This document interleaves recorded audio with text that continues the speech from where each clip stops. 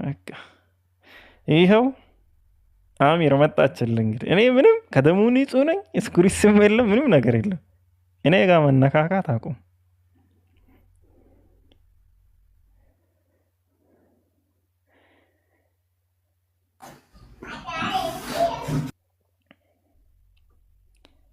ይኸው ሰላም ፊክ እንዴት ነህ? ሰላም ነህ? ሰላም ቢሮ ነው። ዛሬ ገባሁ ትንሽ ቢዚ ነኝ።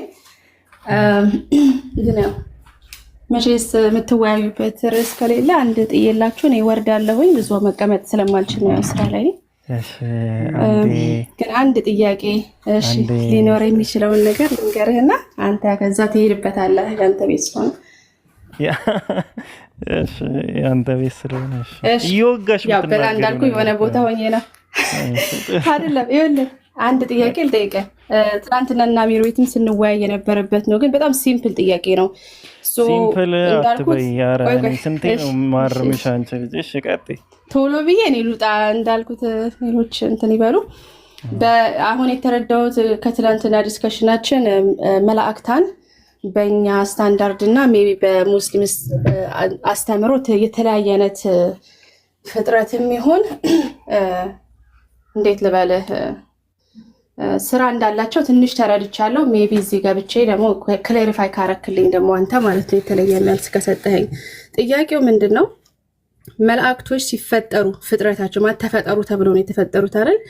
ሁሉ ቦታ መገኘት ይችላሉ ወይ? እንደ ፈጣሪ አሁን አላህ ሁሉ ቦታ ይገኛል፣ ሁሉን ያውቃል የሚባል ነገር አለ which is ለአምላክ ብቻ የተሰጠ ሶ መላእክታን ይሄ ስልጣን ኦር አምኒቢሰንት ኦር ቋንቋ ጠፋብኝ። በሁሉ ቦታ መገኘት ማለት ሁሉ ቦታ በአንዴ መሆን ይሄ ስልጣን አላቸው ወይ? ይሄ ደግሞ የሚሰጥ ነገር ነው ወይ ነው ጥያቄው ማለት ወይስ ተፈጥሮ ነው? አሁን አላህ ኦር ፈጣሪ ሁሉን ያውቃል ስንል የሆነ ሶርስ ሰጥቶት ሳይሆን ይሄንን ነገር በቃ ባይ who he is ሁሉ ቦታ መገኘት ይችላል። በቃ አምላክ ነው፣ እንትኑ ነው፣ ኔቸሩ ነው በለው እንደፈለክ በለው። ስለዚህ ምን አይነት ሐሳብ መጣ መሰለ ከሙስሊም ወንድሞቻችን፣ አይ አላህ ሊሰጥ ይችላል ይሄንን ነገር በሁሉ መገኘት እንዲችሉ አላህ ለመላእክታን ሊሰጥ ይችላል የሚል አይዲያ ስለመጣ አንተ ይሄን እንዴት ታየዋለህ ነው ጥያቄው። አንድ መሰጠት ይችላል ወይ ይሄ ሁሉ ቦታ?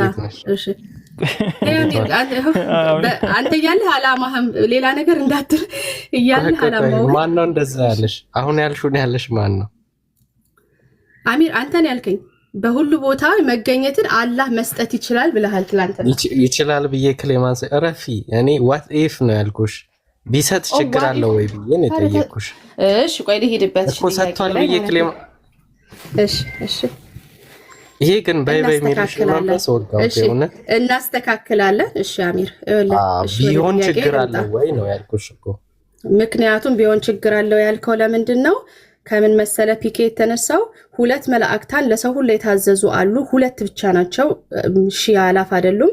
እነዚህ መላእክታን ስልጣን አላቸው። የሰዎችን ኃጢአት የመመዝገብ ጥሩ ስራቸውንም የመመዝገብ ስልጣን አላቸው። እና እኔ ግራ ይገባኝ እንዴት ነው መልአክ ሁሉ ቦታ እዚሁ ላሱ ጋር ተገኝቶ አሳይን ተደርጎ አስበው።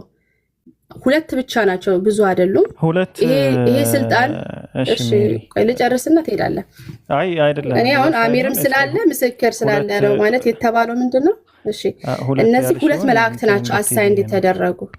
ቆይ እሺ እንደዛ ነው የተባለው። ቆይ ልጨርስ። ከአሚር የሰማሁት ሁለት መላእክታን አለ። ስማቸውን አሚር መናገር ይችላል።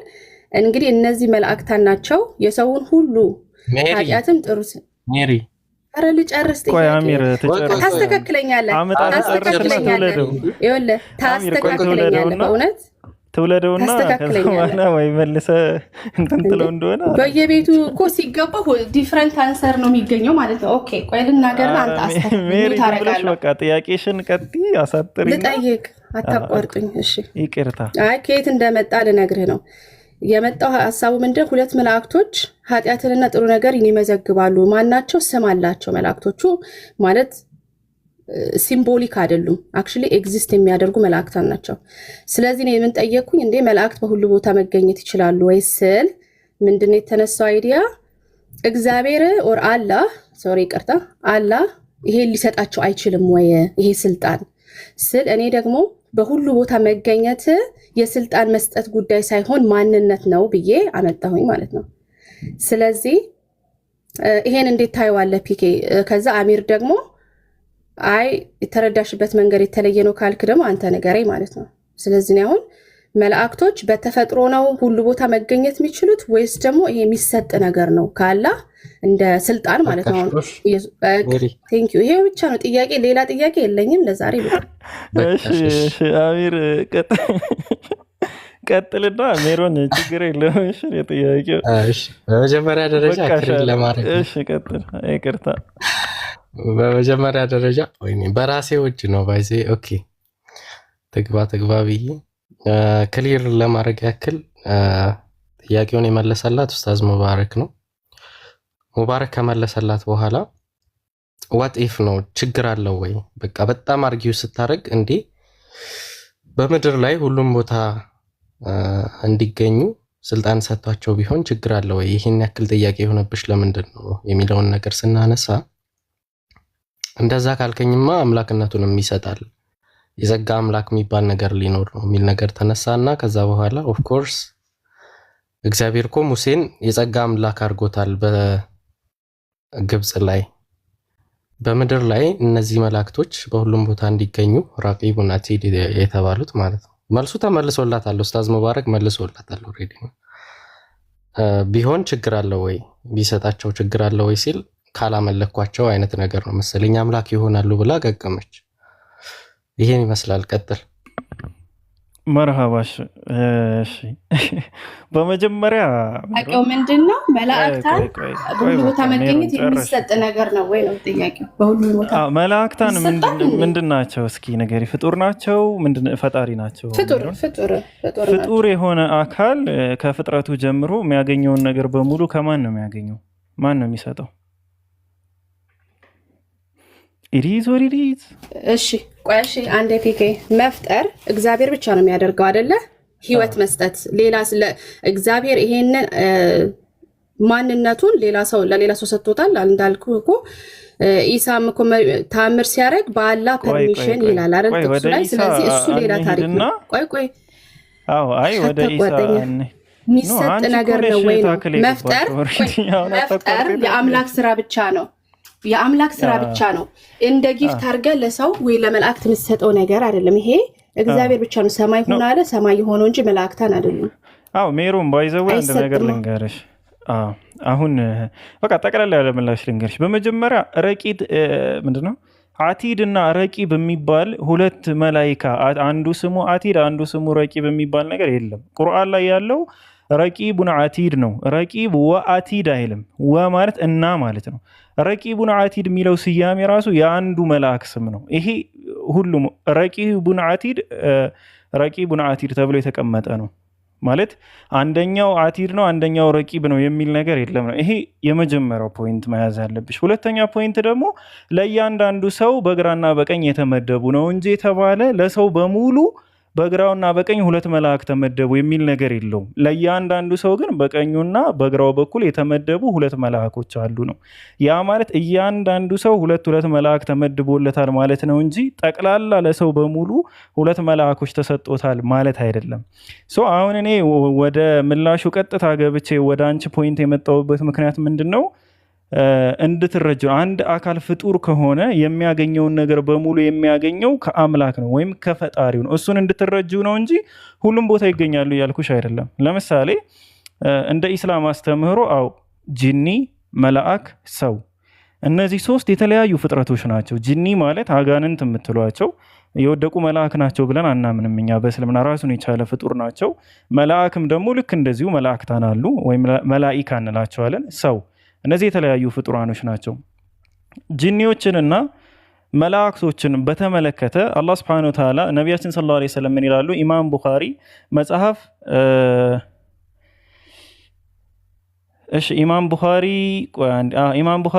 87 ሐዲስ 13 ላይ ኢብኑ አባስ ረዲየላሁ ዐንሁ እንደተረከው ነቢዩም ሰለላሁ ዐለይሂ ወሰለም እንዲህ ይሉ ነበር አሉ። በኃያልነት እጠበቃለሁ፣ በእውነትም የሚመለክ ከአንተ ከማትሞትም ሌላ የለም። ጂኒና ሰው ግን ይሞታል ይላሉ። ሁለቱ እንደሚሞቱ ጠቀሱ ማለት ነው። አሁን አንዴ ቆይ አንድ ሰፈር ዘልያለሁ። ኢማም ሙስሊም መጽሐፍ 55 ሐዲስ 78 ላይ አይሻ ረዲየላሁ አንሃ እንደተረከችው የአላህ መልክተኛ ሰለላሁ ዐለይሂ ወሰለም እንዲህ ብለዋል። ምን አሉ? መላእክት አሉ ከብርሃን ተፈጥረዋል አሉ። ከምን የተፈጠሩት? ከብርሃን።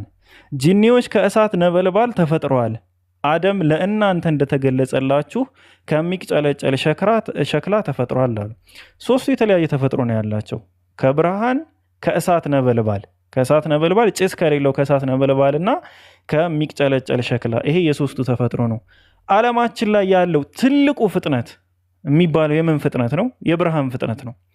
ይሄ ደግሞ ሳይንቲፊካሉ ላይ ስትመጪ ኔትወርክ ምንም የትኛውንም ነገር ብታይ አሁን እኔ በማወራሽ ሰከንድ አንቺ እየመለሽልኝ ያለሽው በብርሃን ፍጥነት ነው። የብርሃን ፍጥነት ማለት ከብርሃን ፍጥነት በላይ ፈጣን የሚባል ነገር የለም። ላይት ስፒድ ነው በቃ ፈጣኑ ነገር። ስለዚህ መላእኮች ኢቭን የተፈጠሩት ከብርሃን ነው። ሶ የብርሃን ፍጥነት አላቸው ማለት ነው። ቁርአን ላይ ጅብሪል የተናገረውን ነገር አላህ ሱብሓነሁ ወተዓላ ያስቀምጣል። ምን ብሎ? ወማ ነተነዘሉ ኢላ ቢአምሪ ረቢ። ምን ማለት ነው? በጌታ ትእዛዝ ቢሆን እንጂ አንወርድም። ስለዚህ በአንድ ጊዜ ሁሉም ቦታ አይገኙም ማለት ነው። አላህ ካላዘዛቸው በስተቀር የትም ቦታ መሄድ አይችሉም። በአንድ ጊዜ ሁሉም ቦታ የሚገኙ ፍጥረታቶች አይደሉም። ይሄ መጀመሪያው ነው። ኢስላማዊ አስተምሮ ነው። ግን በአንቺ ሎጂክ ነው እኔ ከመጀመሪያው ምላሹን የሰጠሁሽ። አንድ አካል የሆነ ፍጡር ከሆነ ያ አካል ሲፈጠር የሚያገኘውን ነገራቶች በሙሉ የሚያገኘው ከፈጣሪው ነው። ሶ መላእኮች ያንን ነገር ተሰጡ ማለት ኦልሬዲ የተሰጡት ነው። ፈጣሪ የሰጣቸው ነገር ነው ማለት ነው። ይሄ ሎጂካል ያነሳሁት ነው እንጂ መላእክ ሁሉም ቦታ ይገኛሉ የሚለው አስተምህሮ አይደለም። ግን ኢስላማዊ አስተምህሮ ኢቭን በሳይንቲፊካል መንገድ እንኳን ልትረጂው ከፈለግሽ ከብርሃን የተፈጠሩ ስለሆኑ ዓለም ላይ ደግሞ ላይት ስፒድን የሚያክል የለም። ዩኒቨርስ ላይ አጠቃላይ ላይት ስፒድን የብርሃን ፍጥነትን የሚያክል ነገር ስለሌለ ሶ በብርሃን ፍጥነት እነሱም ይንቀሳቀሳሉ። ለምን? ኔቸራቸው ስለሆነ ተፈጥሯቸው ስለሆነ ማለት ነው። ሜሮን አሁን ተረዳሹ? ግን አቲዱን ረቂብ የተባሉት ግን አቲድ ረቂብ ተብለው የሚጠሩ ሁለት መላይካዎች ግን በእያንዳንዱ ሰው ላይ ተመደቡ እንጂ ጠቅላላ ለዓለም ሕዝብ ሁለት መላይካ ብቻ ተመደቡ የሚል ነገር የለውም ማለት ነው። እና ሜሮን አይ ቲንክ ከገባሽ ይህን ይመስላል። ግን ስለ ጂኒ ቢያንስ ብታነሺ ደስ ይለኝ ነበረ። እኔም ወጋሽ ነበር፣ ግን ስለ መልአክ ነው ያነሳሽው። እሺ ሜሮን የምትይው ነገር አለ? ሀሳብ አለሽ? አይ እኔ ይህንን አትሪቢዩት ለፈጣሪና ወይ አንተም በአንተም ሳይድ ሁሉንም የሚያውቅ አላህ ነው ስለሚል እንዴት ለነሱ እንዲህ አይነት ተፈጥሮ ኖራቸው ብዬ ትንሽ ግራ ስለገባኝ ነው። ግን ያልከውን እቀበላለሁ። አይገስ ሁለተኛ ጥያቄ የሚሆነው አላህ ሁሉንም የሚያውቅ ከሆነ እነዚህ ሰዎች ቁጭ ብለው መመዝገባቸው ምን አስፈለገ? አላህ ያውቅም ወይ ነው? የሰውን ሁሉ ስራ ጥሩን መጥፎን ስራ ያውቀዋል። ለምንድን ነው የሚመዘገበው? ለሰዎቹ ማስረጃ ይሆን ዘንድ ነው። አላህ ሱብሓነሁ ወተዓላ እኮ ያውቀዋል ሁሉን ነገር። ያውቀዋል ብቻ አይደለም ባይዘው እንደ እስላማዊ አስተምህሮ የቀድር ደረጃዎች አሉ። ቀድር ማለት ውሳኔ ማለት ነው፣ ወይም ደግሞ ቅድመ ውሳኔ የሚባሉ። የመጀመሪያው የአላህ ሱብሓነሁ ወተዓላ እውቀት ነው።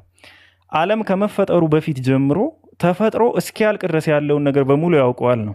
ይሄ መጀመሪያው ነው። ሁለተኛ ደግሞ ያወቀውን ነገር በሙሉ ለውሐል መሕፉዝ ወይም የተጠበቀው ሰሌዳ በሚባለው በዛ ላይ አስፍሮታል፣ ጽፎታል፣ በጽሁፍ ሰፍሯል። ምኑ የሚያውቀው ነገር በሙሉ እዚህ ዓለም ላይ የሚከሰተው ጠቅላላ ማለት ነው በጽሁፍ ደረጃ ሰፍሯል። ሶ ለምንድን ነው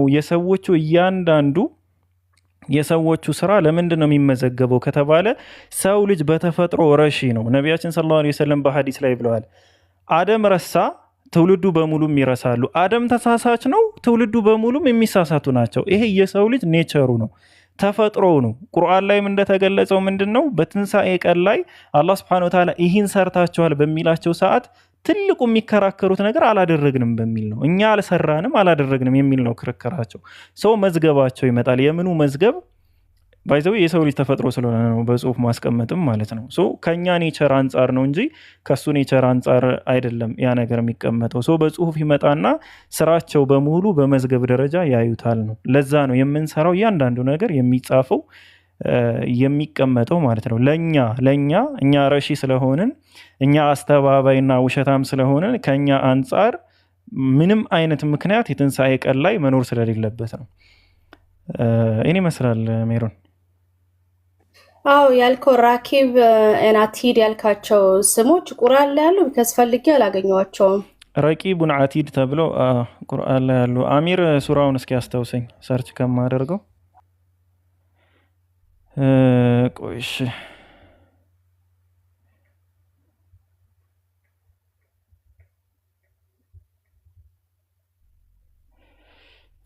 አይኔ እኮ በቃ እየደነዘዘ መጡ።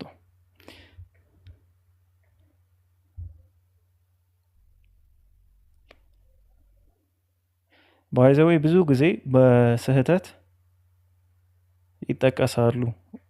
ምንድነው እንደ ሁለት መልአክ ናቸው ግን የተለያየ ስም ተደርጎ ማለት ነው። እሺ ሱረቱል ቃፍ ቁጥር 17 ምናምን ይላል። እዚህ ቼክ ላድርገው። ምዕራፍ 50 ቁጥር 17 ሁለቱ ቃል ተቀባዮች መላእክት ከቀኝ ከግራ ተቀማጮች ሆነው በሚቀበሉ ጊዜ አስታውስ። ከቃልም ምንም አይናገርም በአጠገቡ ተጠባባቂ ዝግጁ የሆኑ መላእክት ያሉበት ቢሆን እንጂ። የሞትን መከራ እውነቱን ነገር ታመጣለች። ሰው ሆይ ይህ ያ ከእርሱ ተሸሸው የነበርከው ነው ይባላል ይላል። እዚህ ጋር ስማቸው አልተቀመጠም።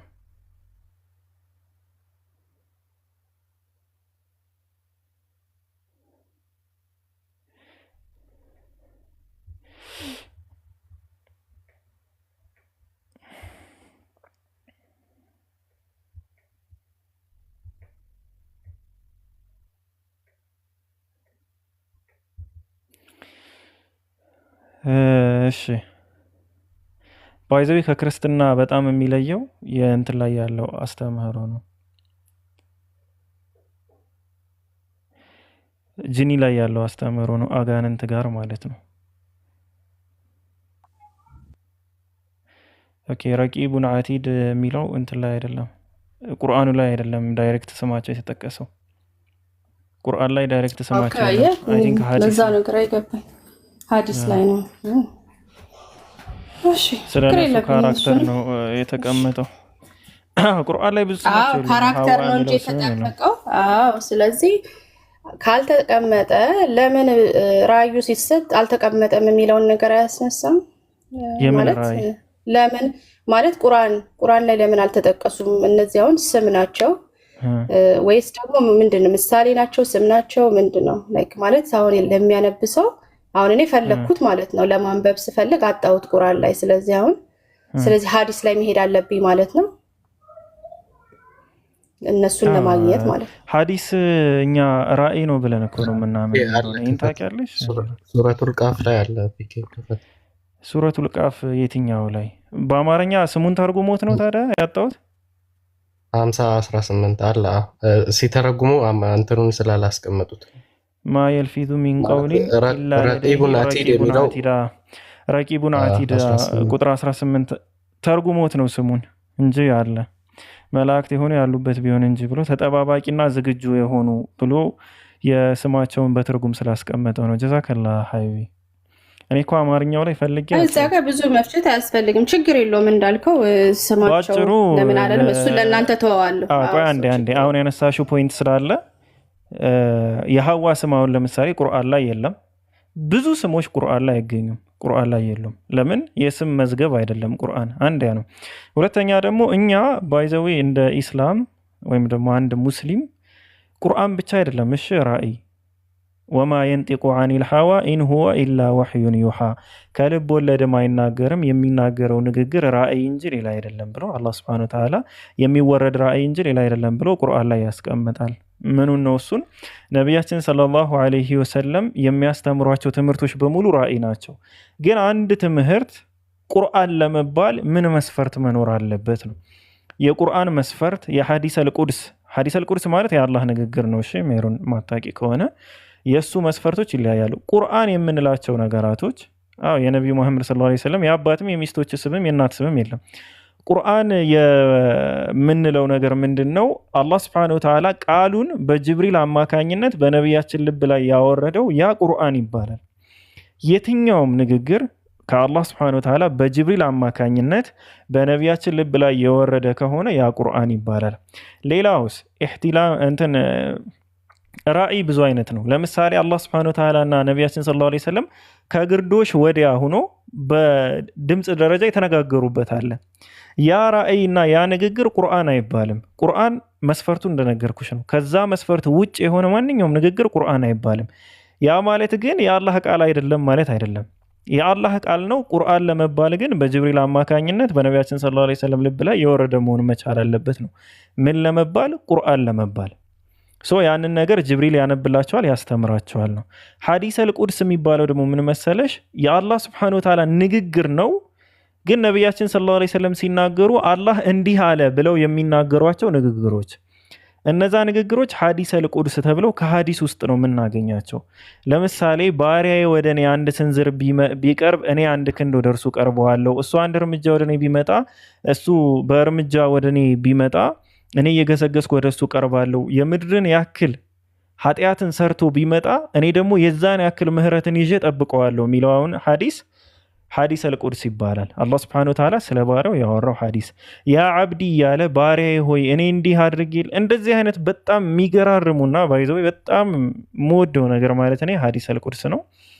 እና ሐዲሶች አሉ። ያ ማለት የአላህ Subhanahu Wa Ta'ala ንግግር ነው። እንደ ኢስላም ቁርአን የአላህ ቃል ብቻ ነው ብለን ነው የምናምን። ቁርአን የአላህ ቃል ግን ቁርአን ብቻ ነው ብለን አናምንም። ቁርአን የአላህ ቃል ብቻ ነው ብለን እናምናለን። የአላህ ቃል ግን ቁርአን ብቻ ነው የሚል እምነት የለንም። የአላህ ቃል ቁርአን ብቻ አይደለም። ሐዲሰል ቁድስ ብዙ አሉ። ሙሳን ያነጋገረው ተውራትና ኢንጅልን ጨምሮ ብዙ የአላህ ቃል የምንላቸው አሉ። ይሄ ነው። አንድ ንግግር በጅብሪል አማካኝነት ከነቢያችን ልብ ላይ ካልወረደ የአላህ Subhanahu Wa Ta'ala ቃል ሆኖ ያ ቁርአን አይባልም፣ ግን የአላህ ቃል ነው።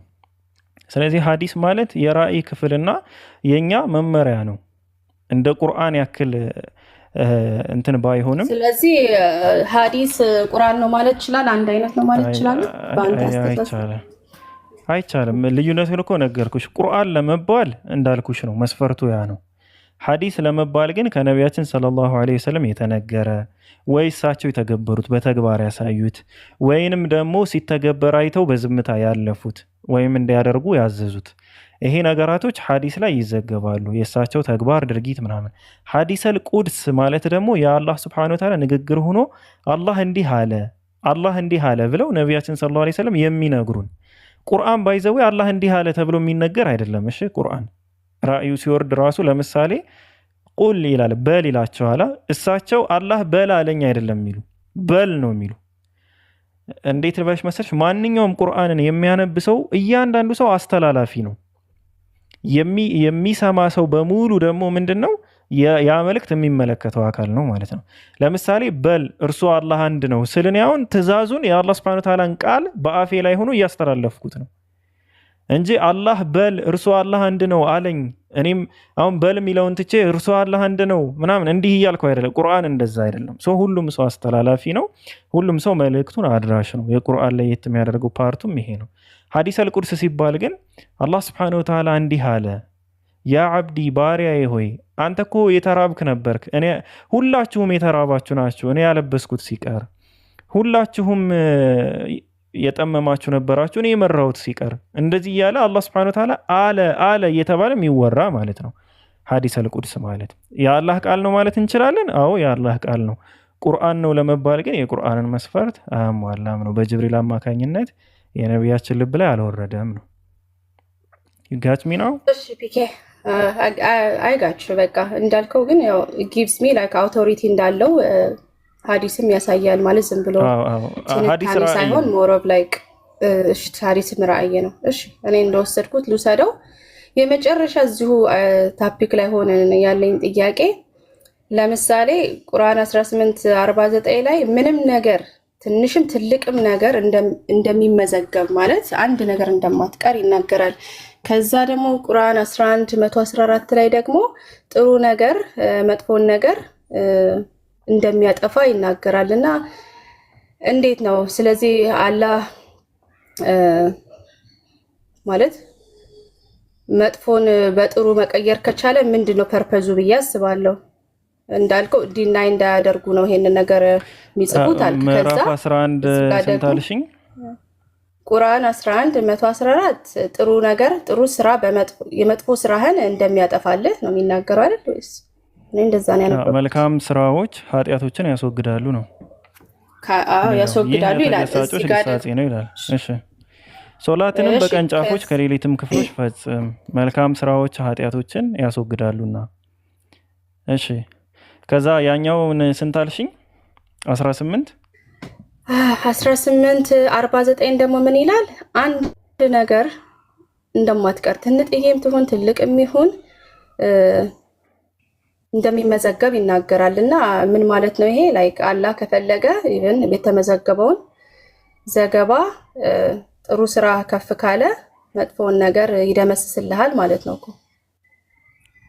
ትንሽ አይጋጭም ሁለቱ ጥቅሶች? አንቺ ግን ሙሉ ቁጭ ብለሽ ማለት ነው ኮንትራዲክት ምንድን ነው የሚለውን ነገር ብትማሪ እኔ ደስ ይለኛል። እኔ ጥያቄ ነው የጠየኩት ነው ብዬ አይደለም የመጣሁት አይደል። አሁን ይሄን ሳየው ከፌስ ቫሊዩ ስታየው ምን ይላል? ኦኬ ጥሩ ስራ መጥፎን ስራ ሊያስወግዳል ይላል። እሺ እዛ ጋር ደግሞ ትንሽም የሰራሃት ምንም ነገር የሚቀር የለም ይመዘገባል ካለ ሰው ከዛ ደግሞ አንተ ያልከው እነዚህ መላእክቶች የሚመዘግቡት አላህ ሳያቅ ሳይሆን ሰዎች ኃጢአቱን ከሰሩ በኋላ አላረግንም እንዳይሉ እንዳይክዱ ነው ይላል። ስለዚህ አሁን ለሚያነብሰው እንዴት ብሎ ይሄንን ሊረዳ ይችላል ማለት ነው? ምን ማለት ነው? ለምንድን ነው? እሺ አሁን በጥያቄ ካደረኩብሽ የዋስድ እንደቅድሙ ነገር እንዳንፈጅ ሳይሆን አሁን እኔ ለምን መሰለሽ ጥያቄ የምጠይቅሽ መጀመሪያ አስረዳ። ጥያቄ የምጠይቅሽ ምክንያቱ ምን መሰለሽ አንቺው ራስሽ እንድትመልሽው ነው። ማለት በቃ ቀለል ያለ ቶፒክ ከሆነ ጥያቄ ስጠይቅሽ ጥያቄውን ስትመልሽው ኦልሬዲ መልሱን ታገኘዋለሽ። አንደኛ እሺ አሁን ሱራ 18 ሱረቱል ካህፍ ላይ ያለው ቁጥር 49 ላይ የሚያወራው ስለ ከሃዲዎች ነው። ከሃዲዎች ማለት መልካም ስራ የሌላቸውና መጥፎ ስራቸው ብቻ የተጻፈባቸው ሰዎች ማለት ነው። ይሄ የመጀመሪያው ኮንሴፕት ነው። የሚያወራው ምንድነው? ወዲያውም ከሃዲዎችን በውስጡ ካለው ነገር ፈሪዎች ሆነው ታያቸዋለህ አለ። ለምንድን ነው ፈሪዎች የሚሆኑ ሲባል ዋ ጥፋታችን ለዚህ መጽሐፍ ከስራ ትንሽንም ትልቅንም የቆጠራት ቢሆን እንጂ የማይተወው ምን አለው። እነዚህ እነማን ናቸው? ከሃዲያን ናቸው። ከሃዲያን መልካም ስራ የሚባል ነገር የላቸውም። ባይዘዌይ ስለ ምህረት ከፈለግሽ ኢስላም ላይ ያለው አላህ ሱብሓነሁ ወተዓላ ምን ያክል መሀሪ ነው የሚለውን ኢስላም ላይ ያለው ራሱን የቻለ በጣም ቆንጆ ትምህርት ስላለ እሱን ራሱ የሆነ ጊዜ በጋብዝሽ ደስ ይለኝ ነበር። ግን ይሄ ምንድነው የሚያወራው? ከሃዲያን ነው። ከሰሩት መጥፎ ስራ ትንሽም ትሁን ትልቅም መጥፎ ስራ ይሁን ከመመዝገብ ወደኋላ አላለም ነው። ለምን? ከሃዲዎች ናቸው። ባይዘዌ ከሃዲያን ላይ ኢስላም ላይ ያለ አንድ አስተምሮ አለ። አንድ በአላህ የካደ ሰው መልካም ስራ ቢሰራ የዛን መልካም ስራ ምንዳ ወይም ደግሞ ምንድነው የሚባለው አማርኛው ትሩፋት፣ ጸጋ፣ ምንድነው የሚባለው በቃ ክፍያ፣ ዋጋ፣ የዛን መልካም ስራ ዋጋ እዚህ ምድር ላይ ነው የሚከፍለው አላህ። የትንሣኤው ቀን ላይ ምንም ዋጋ የለውም። ምንም መልካም ስራ የለውም የትንሣኤ ቀን ላይ። ያ መልካም ስራውን የሚከፍለው እዚህ ምድር ላይ ነው። ለምን? ሰውየው የትንሣኤን ቀን አስቦ አምላክን አምኖ ፈጣሪ ይችን ይተሳሰበኛል ብሎ ስለማይሰራ ማለት ነው። የሚሰራው ምንድን ነው? በቃ ወይ መልካምነት ደስ ብሎት ሊሆን ይችላል፣ ወይ መልካም ስራ ስለሆነ ሊሆን ይችላል የሚሰራው።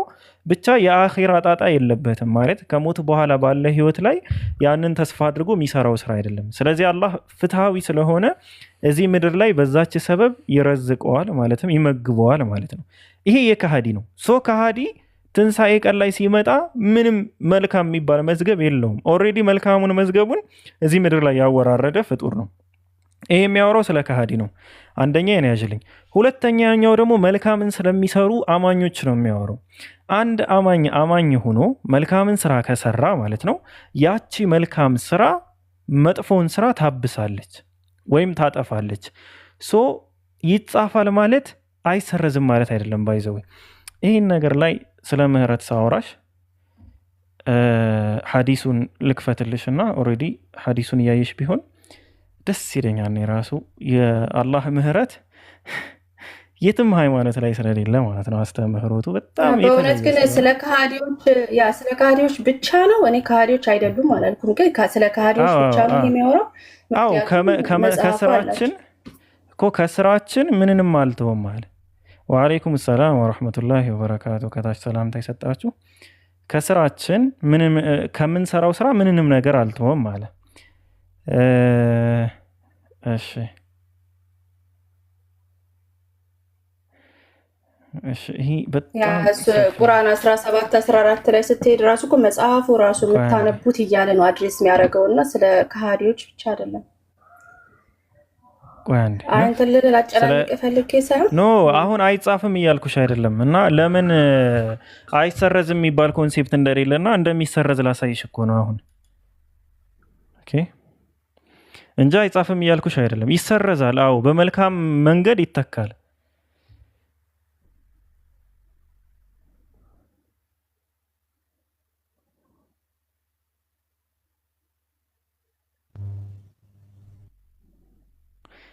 አቡይን አሚር የሚባል ልጅ አስወርዱትማ። ምንድነው 3 አካውንት ይሰቀልከው? ዛሬ ግን አይኔ ጥሩ ላይ አይደለም። አዎ ትንሽ ክርስቲያኖች ሲያነቡት አሚን ትንሽ ይከብዳል። ምክንያቱም ይሰረዛሉ ሲሉ የሚከብደው እነሱ ኃጢአቶች እነዚያ የተመዘገቡት ኃጢአቶችን መደምሰስ ከቻሉ እነዚህ እንዴት ነው ማለት ከላይ ስለዚህ አልክኩ ቅድም እነዚህ መላእክቶች የሚመዘግቡት ሰው አልሰራሁም ሲል እንኳን ነው ሰርተሃል እንዲባል ነው አልክ። ስለዚህ አው ሰርቷል። ታዲያ ያ ስራው እኮ ይታበስል። አሁን ይኸውልሽ አንድ ሰው መጥፎ ነገር ከሰራ ያ የሰራው መጥፎ ነገር መልካም ስራ ወዲያው ያስከትልበት ብለዋል ነቢያችን ሰለላሁ ዐለይሂ ወሰለም። ኢቭን መዝገብ መጻፍ ወይም መሰረዝ የሚባለው ነገር ለምሳሌ አንድ ሰው ልንገርሽ ኃጢአት ሰርቷል። ስለዚህ መጽሐፉ ሙሉ አይሆንም። የተጻፈበት ነገር ሙሉ አይሆንም አንዳንዱ ከተሰረዘለት። ስለዚህ እሺ መጽሐፉ አንዴ ስሚኝ ትሰሚኛለሽ? እሺ ምንም አይደለም ለመስማት ብቻ ያውቃሽ እንጂ ምንም አይደለም። እሺ ምን ልልሽ መሰለሽ አንድ ሰው መጥፎ ስራ ሰራ። በቃ እድሜ ልኩን መጥፎ ስራውን ሰርቷል። ያ መጥፎ ስራ የሰራው ነገር ተውበት ካደረገው መልካም ስራ መጨመሩ ምናምን እሱን እንኳን ታዩና ተውበት ማለት ንስሐ ከገባ በዛ ስራ ላይ ንስሐ ከገባ ያንን ስራውን አላህ Subhanahu Wa Ta'ala በፍጹም አያስታውሰውም። ከዛ በኋላ ያ ሰው ንስሐ ከገባ ያ ስራው በቃ ኦሬዲ ተሰረዘ ማለት ነው። አለቀ።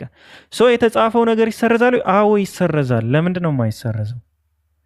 የመሰረዙ አንቻውን ችግሩ ምንድነው የሆነብሽ? ለምን ተሰረዘ? ከተሰረዘ እኮ ሙሉ ነገር አይደለም ያለው ነው። አጣፍቶታል እያልኩሽ እኮ ነው። ሙሉ ነገር ያለው እኮ የሰውየው ተግባር የሰውየው ስራ ነው።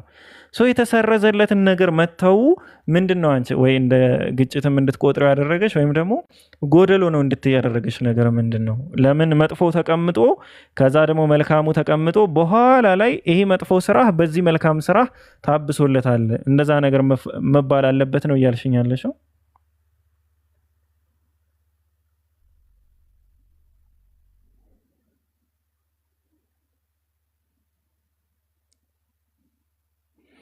አለሽ ሜሮን አለውኝ ግን እንዴት አርጌ ማስቀመጥ እንደምችል ማለት አንድ ያነበብኩልህ ላይ አንዷም ትንሿም ነገር ትመዘገባለች ካለ በኋላ ከዛ ደግሞ እንደሚሰረስ ከተናገረ እንዴት ነው ምን አይነት ፍርድ ነው ብዬ አስቤ ነው።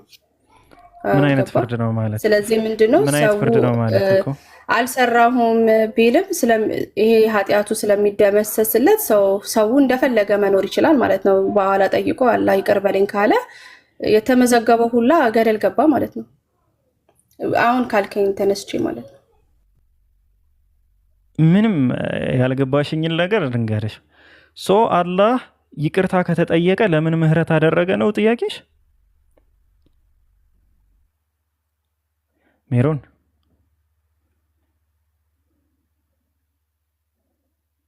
ሜሮን አዎ ከጥያቄ ልታስወጣኝ ነውና ምንም ከጥያቄሽ ማስወጣት አይደለም። አሁን ቀጥ ለጥ ሰጥ ብለሽ እኔ ጋር አውሪ። አላህ ለምን ይቅርታ ምህረትን ሲጠየቅ ለምን ማረው ኃጢያቱን ነው እያልሽኝ ያለሽው? አንዱ አንድንም ነገር አይተውም ይላል ቃሉ ለቀድም ያነበብከው ላይ አንዱ አትተውም ይላል። ከዛ ደግሞ አላህ ከዛ እንደገና ይደመስሳል ይላል። ይሄ ነገር እንዴት ነው አብሮ የሚሄደው ነው ጥያቄ ከመጀመሪያው። አንተውም ከተመዘገበው ላይ አንዷንም አንተውም ብሎ እዛ ጋር ይናገራል እኮ። የማን መዝገብ ነው ያ? እኮ ንገረኛ እንዲገባኝ እስቲ ንገባኝ። አረ ቅድም ነግሬሽ እኔ እኮ አሁን የአንቺ ችግር ምን መሰለሽ? ያ መዝገቡ መጀመሪያ የከሃዲ መዝገብ ነው አልኩሽ። የከሃዲዎች መዝገብ። አዎ ለምን? መልካም ስራ ከሃዲ ብቻ መዝገብ ብቻ ነው። በቃ አስጨርሽ። ከሃዲ መዝገብ ብቻ ነው የሚለውን ኤቪደንስ ስጠኝ። አስጨርሽ። ቆይ የከሃዲ ብቻ ማለት ይጠበቅበታል እንዴ? የከሃዲ መሆኑን ከነገረሽ የከሃዲ ብቻ አላለ ምንድን ነው ትርጉሙ? ሰው መጀመሪያ እሺ ችግር የለው አንዴ አስጨርሽ ሀሳብ። እሺ ሀሳብን ስጨርስልሽ ማለት ነው የከሃዲዎች ስራ ነው። የከሃዲ ስራ መሆኑን ደግሞ እዛው ያስቀምጠዋል። ሁለተኛ ግን የሚያስቀምጠው ነገር ስለ ሰላት ሰጋጅ፣ ሰላት የሚሰግድ ሰው መጀመሪያውኑ አማኝ የሆነ ሰው ነው። ሁለተኛ የሚያስቀምጠው ነገር ደግሞ ስለ አማኞች ነው። አላህ ስብሐነ ወተዓላ ምንድን ነው የሚለው? አንድን መጥፎ ስራ የሚሰራ ሰው ካለ አማኝ ሆኖ መጥፎ ስራ ይሰራ፣ ከዛ በኋላ መልካም ስራ ቢሰራ ያንን መጥፎ ስራ እሰርዝለታለሁ ወይም ደግሞ ይጠፋል ነው። በቃ አለቀ። ይጠፋል ያ መጥፎ ስራ። ለምን? መልካም ስራ ሰርቷል፣ ተጸጽቶበታል፣ ተውበት ገብቷል፣ ንስሐ ገብቶበታል። ታዲያ ለምን ሰረዘለት ነው ጥያቄው። ለምን አይሰርዘው? አንድ ሰው እኮ ሲሳሳት እኮ የሚበድለው የራሱን ነብስ ነው እንጂ አምላክን አይደለም የሚበድሉት ማለት ነው። ይሄ መጀመሪያው ነው። እና በህይወቴ ባይዘው ለመጀመሪያ ጊዜ ለምን ተሰረዘለት ወይም ደግሞ ለምን ይቅርታ ይጠይቅለታል? ለምን ተሰረዘለት ምስልህ? ቢካዝ ቁርአን 5:45 ላይ ስትሄድ ስለ ፍርድ ያወራላ። ሳይፈረድ ለዛ ሰው የተበደለው ሰው አሁን አንድ ሰው ቢገል የሆነን ሰው የዛ ሰው እሱ ሌላ ቶፒክ ነው ታዲያ የሚገኘው። ግን እንደሱ ካልክ ይሄንን ያጣርሳል። ሌላ ቶፒክ ነው። አይደለም ምንም ያጣርሰው ነገር የለም። ይኸውልሽ እንደ ኢስላም አስተምህሮ እያንዳንዱ ነገር ሐቅ አለው። ሐቅ ማለት የአላህ ሐቅ አለ፣ ለአላህ የእሱ መብት የሆነ ማለት ነው። የሰው ሐቅ አለ፣ የሰውየው መብት የሆነ። የባል የሚስት ሐቅ የሚባል ነገር አለ። አንድ ሰው የተውበት መስፈርቶች ውስጥ ልንገርሽ፣ የንስሐ መስፈርቶች ውስጥ አንድን ሰው በድሎ ከሆነ ጸጸት ይጸጸታል፣ አላህን ይቅርታ ይጠይቃል። አላህ የሚምረው ወይም ይቅር የሚለው ግን ያንን ሰውዬ የበደለውን ነገር ማስተካከል ሲችል ነው። ለምሳሌ ሰርቆት ከሆነ የሰው ሐቅ ባይዘዌ በኢስላም አስተምህሮ ከሰው ጋር ነው የምጨርሽው። የሰውን ሐቅ ከሰው ጋር ነው የምጨርሽው። የሰው ገንዘብ ወስደሽ ከሆነ አሁን አንቺ ለምሳሌ የሰው ገንዘብ ከሆነ የወሰድሽው አላህን ይቅርታ ትጠይቂያለሽ፣ ለሰውየው ገንዘቡን ትመልሽለታለሽ። ያ ገንዘቡን መመለስሽ ደግሞ ሌባ የሚያስብልሽ ከሆነ ያንን ነገር የምትፈሪ ከሆነ ገንዘቡን መመለስሽ ሌባ ያስብለኛል ብለሽ የምትፈሪ ከሆነ ደግሞ በስጦታ መልክ ተመጣጣኝ የሆነ በስጦታ መልክ ወይም በሌላ መንገድ እንድትመልሽለት ትጠየቂያለሽ ማለት ነው። የምትመልሽው ገንዘብ ከሌለሽ ደግሞ ይቅርታ መጠየቅሽ ግዴታ ይሆናል። ይሄ የሰው ሐቅ ይባላል። አንድ ሰው ለምሳሌ የሆነን ሰው ቢገድል 3 ሐቅ አለበት። አንደኛ የአላህ ሐቅ ነው። ያች ነፍስ አላህ የፈጠራት ነፍስ ነች። የአላህ ሐቅ አለበት። ሁለተኛ የሰውየው የሟች ሐቅ አለበት። ሶስተኛ የቤተሰቦቹ ሐቅ አለበት። የሟቹ ቤተሰብ ሐቅ አለበት። ኢስላም በዚህ በኩል ትንትን ያለ ትምህርት ነው ያለው። አሁን ግን ወደ ከፈትኩት ሐዲስ ላይ ልግባልሽና የከፈትኩትን ሐዲስ ላንብብልሽና ከዛ በዛውም አያይዘ ሐሳቤን ጠቅለል ልሳረቀው። ምን ታውቃለህ? ቁርአኑ የሚለው አንድም ነገር ጠብ እንደማትል ነው አይደል? እዛ ጋር ከላይ ያነበብነው ቅድም መጀመሪያ ላይ አንድም ነገር ሁሉ ነገር እንደሚመዘገብ ማለት ነው።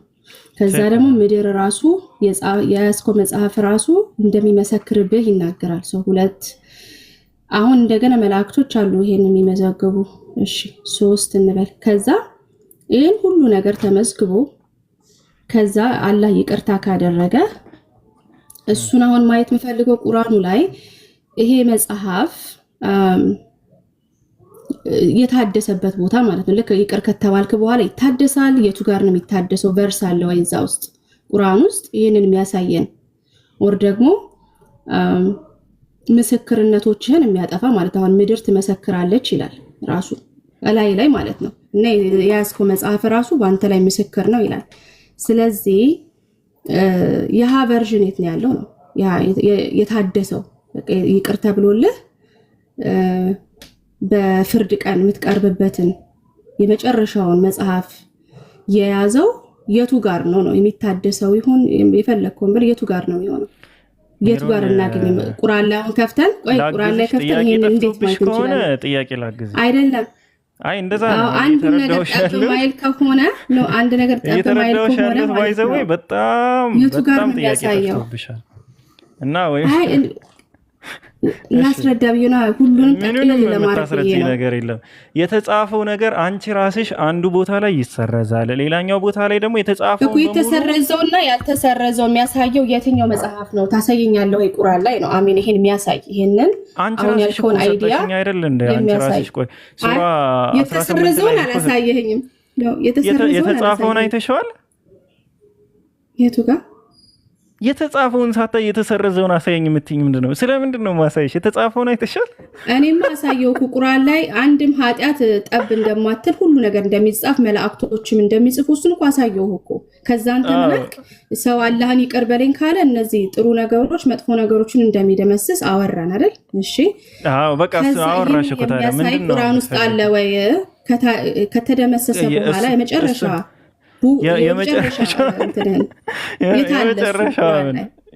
የመጨረሻው መጽሐፍ ፍርድ ቀን ማለት ነው። ፍርድ ቀን ይዘህ የምትቀርበው መጽሐፍ የትኛውን ነው? አሁን አንዱ ተደምስሷል። ጥሩ ስራ መጥፎ ስራህን ደምስሷል። እሺ በቃ ይሄ ነው ጥያቄ። ይቅርታ በቃ ይረድ። አይ ነው ይቅርታ ነገር የለው ግን ሶሪ ነርቨስ ስላደረኩሽ ማለት ነው። ግን ወላሂ ነው ማለት ጥያቄ ያው ችግር የለውም። እስኪ በቃ አንተ አሁን ሌላ እንትን እንትና ወደዚህ ሐዲስ እንግባ። ምን የሚለው የሚከብደው ነው ያልሽ ላንተ አይደለም። ቁርአኑ ራሱ አንድ ነገር አንድ ቦታ ላይ ይናገራል፣ የሆነ ቦታ ላይ ሄ ደግሞ ያንን ሐሳብ ሲያፈርስ ታያለህና ስለ ካህዲና ስለ አማኝ እየተናገረ የካህዲዎች መዝገብ በሙሉ አንድም አይተውም ባይዘው የአማኝም አይተውም አንድም አይተውም ማለት ግን የተሰረዘውን ምናምን ጨምሮ አይደለም። ይኸውልሽ የካህዲ ከሆነ መልካም ስራ የለውም አልኩሽ። ይኸው እንደውም በቃ እዚህ ጋር ላንብብልሽ። በቃ ይሄ ሪያዱ ሷሊሂን ይባላል። ሪያዱ ሷሊሂን ማለት አንዴ እሺ ቆይ መጽሐፉን ላሳይሽ። ባይዘው የገዝተሽ አንብቢው እሺ።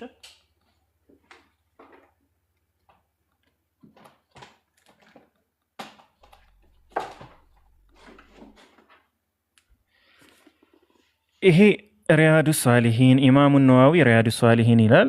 ይሄ አሁን ሐዲስ ነው፣ የሐዲስ መጽሐፍ ነው በአማርኛ ትርጉም ማለት ነው። ሐዲስ ማለት ሪቪሌሽን ነው። አንድ ሙስሊም በቁርአንና በሐዲስ ካላመነ ያ አካል ሙስሊም አይባልም። ይሄ ሰሂህ የሆኑ ሐዲሶችን ብቻ የያዘ መጽሐፍ ነው በአጭሩ። ከዚህ ልንገርሽና ከዛ በኋላ ወደ ስክሪንሻት ወዳደረግኳቸው ፖይንቶች ወደ እነሱ እንመለስ። ሪያዱ ሷሊሂን 414ኛው ሐዲስ ላይ እንደዚህ ይላል። አቡ ዘር ረዲየላሁ ዐንሁ እንዳስተላለፉት የአላህ መልክተኛ ሰለላሁ ዐለይሂ ወሰለም እንዲህ ሲሉ ተናግረዋል። አላህ እንዲህ ይላል አሉ። ይኸውን ሐዲስ አልቁድስ ያልኩሽ ነው። አሁን ይሄ የአላህ ንግግር ነው። ነቢያችን አላህ እንዲህ ይላል ብለው የተናገሩት ማለት ነው። አንዲት መልካም ስራ የሰራ በ10 ትባዛለታለች ወይም ጨምርለት ይሆናል። አንድ ስራ እንደ ኢስላም ዋጋ የሚያገኘው አንድ ሰውዬ ሊሰራ ሲል ወይም ደግሞ ሲሰራው ውስጡ ላይ ባለው ኢንቴንሽን መሰረት ነው። ውስጡ ላይ ባለው ኢንቴንሽን ማለት ሐሳቡ ምን አስበውበት ነው የሰራው ነው። ሶ እንደ ሐሳብሽ ነው የምትመነጅ ወይም የምትለገሽው እንጂ እንደ ተግባርሽ ልክ አይደለም፣ እንደ ሐሳብሽ ልክ ነው።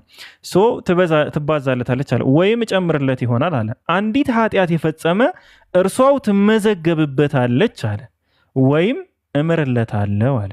ወደ እኔ አንድ ስንዝር የቀረበ አንድ ክንድ ወደ እርሱ ቀርባለሁ። አንድ ክንድ ወደ እኔ የቀረበ እኔ አንድ እርምጃ እቀርበዋለሁ። እየተራመደ ወደ እኔ የመጣ እየገሰገስኩ ወደ እርሱ ሄዳለሁ። ምድርን የሚመጥን ኃጢአት ፈጽሞ የተገናኘኝ በእኔ ላይ ምንንም አካል ካላጋራ፣ ሌላን አምላክ እንደ አምላክ ወስዶ ካላጋራ በስተቀር እርሱኑ የሰራውን ኃጢአት ያክል የሚመጥን ምህረት ይዤ እገናኘዋለሁ ይላል። ሁለተኛው ሐዲስ ቅድም ስልሽ የነበረው ነው። ለምንድን ነው ከሃዲ መልካም ስራ የሌለው ነው? በ429ኛው ሐዲስ ላይ አነስ ረዲየላሁ ዐንሁ እንዳስተላለፉት የአላህ መልክተኛ ሰለላሁ ዐለይሂ ወሰለም ምን አሉ? እንዲህ ብለዋል። ከሃዲ መልካም ስራ ሲሰራ አለ። አንድ ከሃዲ ሰው ለምንድን ነው መልካም ስራ የሌለው? አሁን መዝገቡ በሙሉ ትንሽም ሳትቀር ያሰፈሩበት ምክንያት ምንድን ነው? መልካም ስራ ሲሰራ በእርሷ ሰበብ በዚህች ዓለም ሲሳይ ይለገሳል አለ። በማን ሰበብ? በሰራው መልካም ስራ አላህ Subhanahu Wa Ta'ala ምንዳውን በዚህ ዓለም ላይ ይለግሰዋል፣ ሲሳዩን ይሰጠዋል። አማኝ ግን አላህ በመጪው ዓለም የመልካም ስራ ዋጋ ወይም ምንዳ ያስቀምጥለታል። በዚህች ዓለምም ለታዛዥነቱና ለመልካም ስራው ሲሳይ ይለግሰዋል አለ። ይሄ እንግዲህ የኛ አምላክ ነው ባይዘው ይሄ አላህ Subhanahu Wa Ta'ala ነው። የአላህ Subhanahu Wa Ta'ala ምህረት ነው የሚያሳየው ማለት ነው። ስለዚህ ምን ልልሽ ነው ባጭሩ አንድ ሰው መልካም ስራ ይስኮ ብሎ እኮ ይከራከራል። አሁን ከሃዲ የሆነ ኖ የሷን ስራ ዋጋ ምድር ላይ አግኝተሃል ነው አለቀ። ለምን ቂያማን ወይም የትንሳኤን ቀን አስበህ የሰራው መልካም ስራ የለም ነው። ስለዚህ የዛን መልካም ስራ ዋጋ ምድር ላይ አግኝተሃል፣ በቃ አግኝተሃል። አማኝ ሲሆንስ መልካም ስራ ከሰራ እንደ ኢንቴንሽኑ ነው የሚሰጠው። ኃጢአትን ከፈጸመ ደግሞ ያ ኃጢአት ወይ ይጻፍበታል ወይንም ደግሞ ያችንም ራሱ አላህ Subhanahu Wa Ta'ala በመልካም ስራው ሰበብ ማለት ነው ምህረትን እለግሶ ይሆናል አለ። ስለዚህ አሁን አንቺ የምትይው የተጣራው መጽሐፍ የታለ ነው? ሲጀመር የተጻፈው መጽሐፍ የታለ ነው የምልሽ። እኔ ደግሞ የተጻፈው መጽሐፍ ሳታሳይን አይ የተጣራው መጽሐፍ የታለ ብለሽ ታቀርቢያለሽ ማለት ነው። ሶ ባይዘዌ ቁርአንን አንብበሽ ጥያቄ ብትጠይቂ ማለት ነው በጣም ደስ ይለኛል። የሆነ አንቀጾቹን የተቀመጡበትን ቦታ ሰብስቦ ማምጣት ሳይሆን ሙሉ ቁርአንን ብታነቢ። አሁን ምዕራፍ 11 ሱረቱል ሁድ አንዴ ልክፈተው መሰለኝ ከታያችሁ። ይሄ ጽሁፍ እንኳን ብዙ ጊዜ አይታያችሁም። እሺ ምዕራፍ 114 አንቺ ያመጣሽው ቁርአን ነው ይሄ።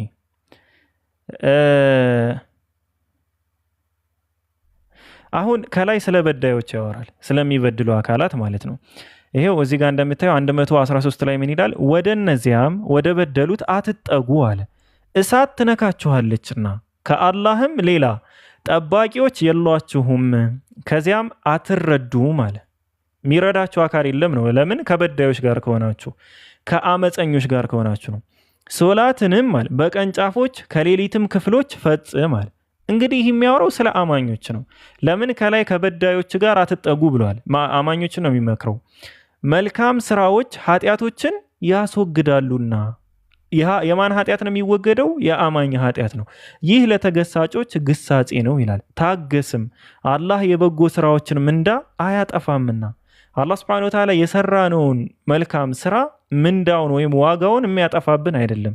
ሶ ኃጢአታችንን በሙሉ መዝግቦ መያዝ ሳይሆን የምንሰራውን ኃጢአት መልካም ስራ ከሰራን ወይም ከተጸጸትን ማለት ነው፣ ወይም ደግሞ መልካም ስራ ካስከተልንበት ያቺ መልካም ስራ በስህተትም ይሁን ያለ ስህተትም ይሁን የሰራነውን ኃጢአት ምን ታደርጋለች? ታጠፋለች፣ ታብሳለች። ያኛው 49 ከፈለግሽ ወደዛኛው ልበለሰሽ እችላለሁ። 1849 ሱረቱል ካህፍ ላይ ያለው ማለት ነው የሚያወራ ስለ ከሃዲ ነው። ይሄኛው ስለ አማኝ ነው የሚያወራ። አዎ ከሃዲው መዝገቡ ይቀርባል ወይ? አዎ ይቀርባል። አማኙስ መዝገቡ ይቀርባል ወይ? አዎ ይቀርባል። ግን የአማኙ የእምነት ስራ ስላለው መዝገቡ ቢቀርብም ተጠያቂነቱ በጣም አነስተኛ ነው። ለምን? የመልካም ስራው ስለሚበልጥ ከመጥፎ ስራው ይልቅ ማለት ነው። ሶ በዛ ምክንያት ደግሞ የታበሰለት መልካም ስራዎች ስላሉ። አሁን አንቺ ትልቁ ጥያቄሽ ምንድን ነው? አምላክ ለምንድን ነው ይቅር የሚለው ነው። ይሄ ነው አሁን ከአንቺ ጥያቄ የተረዳሁት። እዚህ ጋር ምንድን ነው የሚለው? ለሰው ሁሉ መጽሐፉም ይቀርባል፣ ወዲያውም ከሃዲዎችን። እንግዲህ ሰው ሁሉ ነው መጽሐፉ የሚቀርብለት፣ ግን ከዛ ውስጥ እነማን ናቸው የሚሉ ከሃዲዎችን በውስጡ ካለው ነገር ፈሪዎች ሆነው ታያቸዋለህ። እነዛ ከሃዲዎች ውስጡ ያለው ነገር ያስፈራቸዋል። ለምን? ስራቸውን ስለሚያውቁ ነው። ፈሪዎቹ ነው ታያቸዋለህ። ዋ ጥፋታችን ይላሉ። ለምንድን ነው ዋ ጥፋታችን ያሉት? ለዚህ መጽሐፍ ከስራ ትንሽንም ትልቅንም የቆጠራት ቢሆን እንጂ የማይተወው ምን አለው አሉ። ይህ መጽሐፍ እኮ ከሰራነው ኃጢአት ትንሿንም ይዟል ትልቁንም ይዟል። ትንሿንም ትልቁንም ይዟል እኮ ከሰራነው ኃጢአት። ያልያዘው ነገር ምን አለ? የሰሩትንም ነገር ሁሉ ቀራቢ ሆኖ ያገኙታል። ጌታህም አንድንም አይበድልም። በዳይ አምላክ አይደለም ማለት ነው። ስለዚህ ይህን ይመስላል። ሜሮን ካልተዋጠልሽም እንግዲህ እየመሸ ነው። አይ ቲንክ በእናንተ ሀገር እየነጋ ይሆን አላቅም። በውሃ ማወራረዱም ምንም ክፋት የለውም። የፍትህ ጥያቄ ትቀበያለሽ ብጠይቅሽ? ችግር የለውም። ግን ይሄ ከሃዲ ናቸው የሚለውን ጥቅስ የለም ቁርአን ላይ። ስለዚህ አሁን ያመጣውን ከሃዲዎችን ኧረ አንቺ ሴትዮ ተይ አእምሮ ይኑር። ጥቅስ አውጣልኝ ከቁርአኑ ላይ ስለ እዚህ ይሄው 49 አንቺ ያመጣሽው ምንድን ነው? እነሱን ብቻ ኤክስክሉሲቭሊ እነሱን ለይቶ ስለማያወጣ እንደዛ ብለን መደምደም አንችልም። እንችላለን። ቆይ ላሳይሽ። ቁጥር 49 ምን ይላል? ለሰው ሁሉ መጽሐፉም ይቀርባል አለ። ከዛ መጽሐፉ ከቀረበላቸው ሰዎች በሙሉ እኮ ይህንን ቅሬታ የሚያነሱት ወይም ደግሞ ይሄ ጭንቀት የሚሰማቸው ወዲያውም ከሃዲዎችን ነው የሚል። ከሃዲዎችን በውስጡ ካለው ነገር ፈሪዎች ሆነው ታያቸዋለህ። ለሰው ሁሉ ነው መጽሐፍ የቀረበ። ከዛ ከሃዲዎቹን ግን በውስጡ ካለው ነገር ፈሪዎች ሆነው ታያቸዋለህ አለ። የሰው ሁሉ መጽሐፍ ቀርቦ ከሃዲዎች ብቻ የሚሰማቸው ከሆነ ማንን ነው የሚመለከት ይሄ መልእክት? ስለዚህ ሚዛን ላይ ታዲያ ለምን ያስገባል? የሰዎችን ኃጢአት እንዳልከው መመዘን ለምን አስፈለገ ታዲያ? ማለት አሁን እነዚህ ከሃዲዎች ስራቸው መጥፎ ነገር ብቻ ከሆነ በፈጣሪ ለምኝኝና ጥያቄ ልስጥሽ፣ ምርጥ ጥያቄ ልስጥሽ። ኢስላም ላይ የምትጠይቂው የምር የሚገርም ጥያቄ ልስጥሽ። ስራቸው መጥፎ ነገር ብቻ ነው ካልክ ለምን ይመዝናል? አሁን ቁርአን 21 ላይ ለምንድን ነው የማይመዝነው? ይናገራል እኮ መጥፎ ነገር ብቻ ከሆነ ለምን ሚዛን ላይ ይወጣል? አሁን አንድ ነገር መልካም ነገር እንደሌላቸውና መጥፎ ነገር ስላለ ነው እኮ መጥፎ ነገራቸው እንደሚደፋ ለማሳየት ሚዛን ለምንድን ነው የሚያስፈልግ? ኦኬ ሚዛን የምታደርገው ቀድሞ ነገር አንድ ነገር ጥሩም ነገር ሲኖር መጥፎም ነገር ሲኖር የትኛው ይደፋል ለማለት ነው ሚዛኑ ላይ አንድ ነገር የሚቀርበው። አንተ ግን ያልከው ከሃዲዎች ምንም አይነት ጥሩ ስራ የላቸውም ብለህ ስለደመደምክ ለምንድን ነው ታዲያ ቁርአን ስራ ይመዘናል ብሎ ያለው?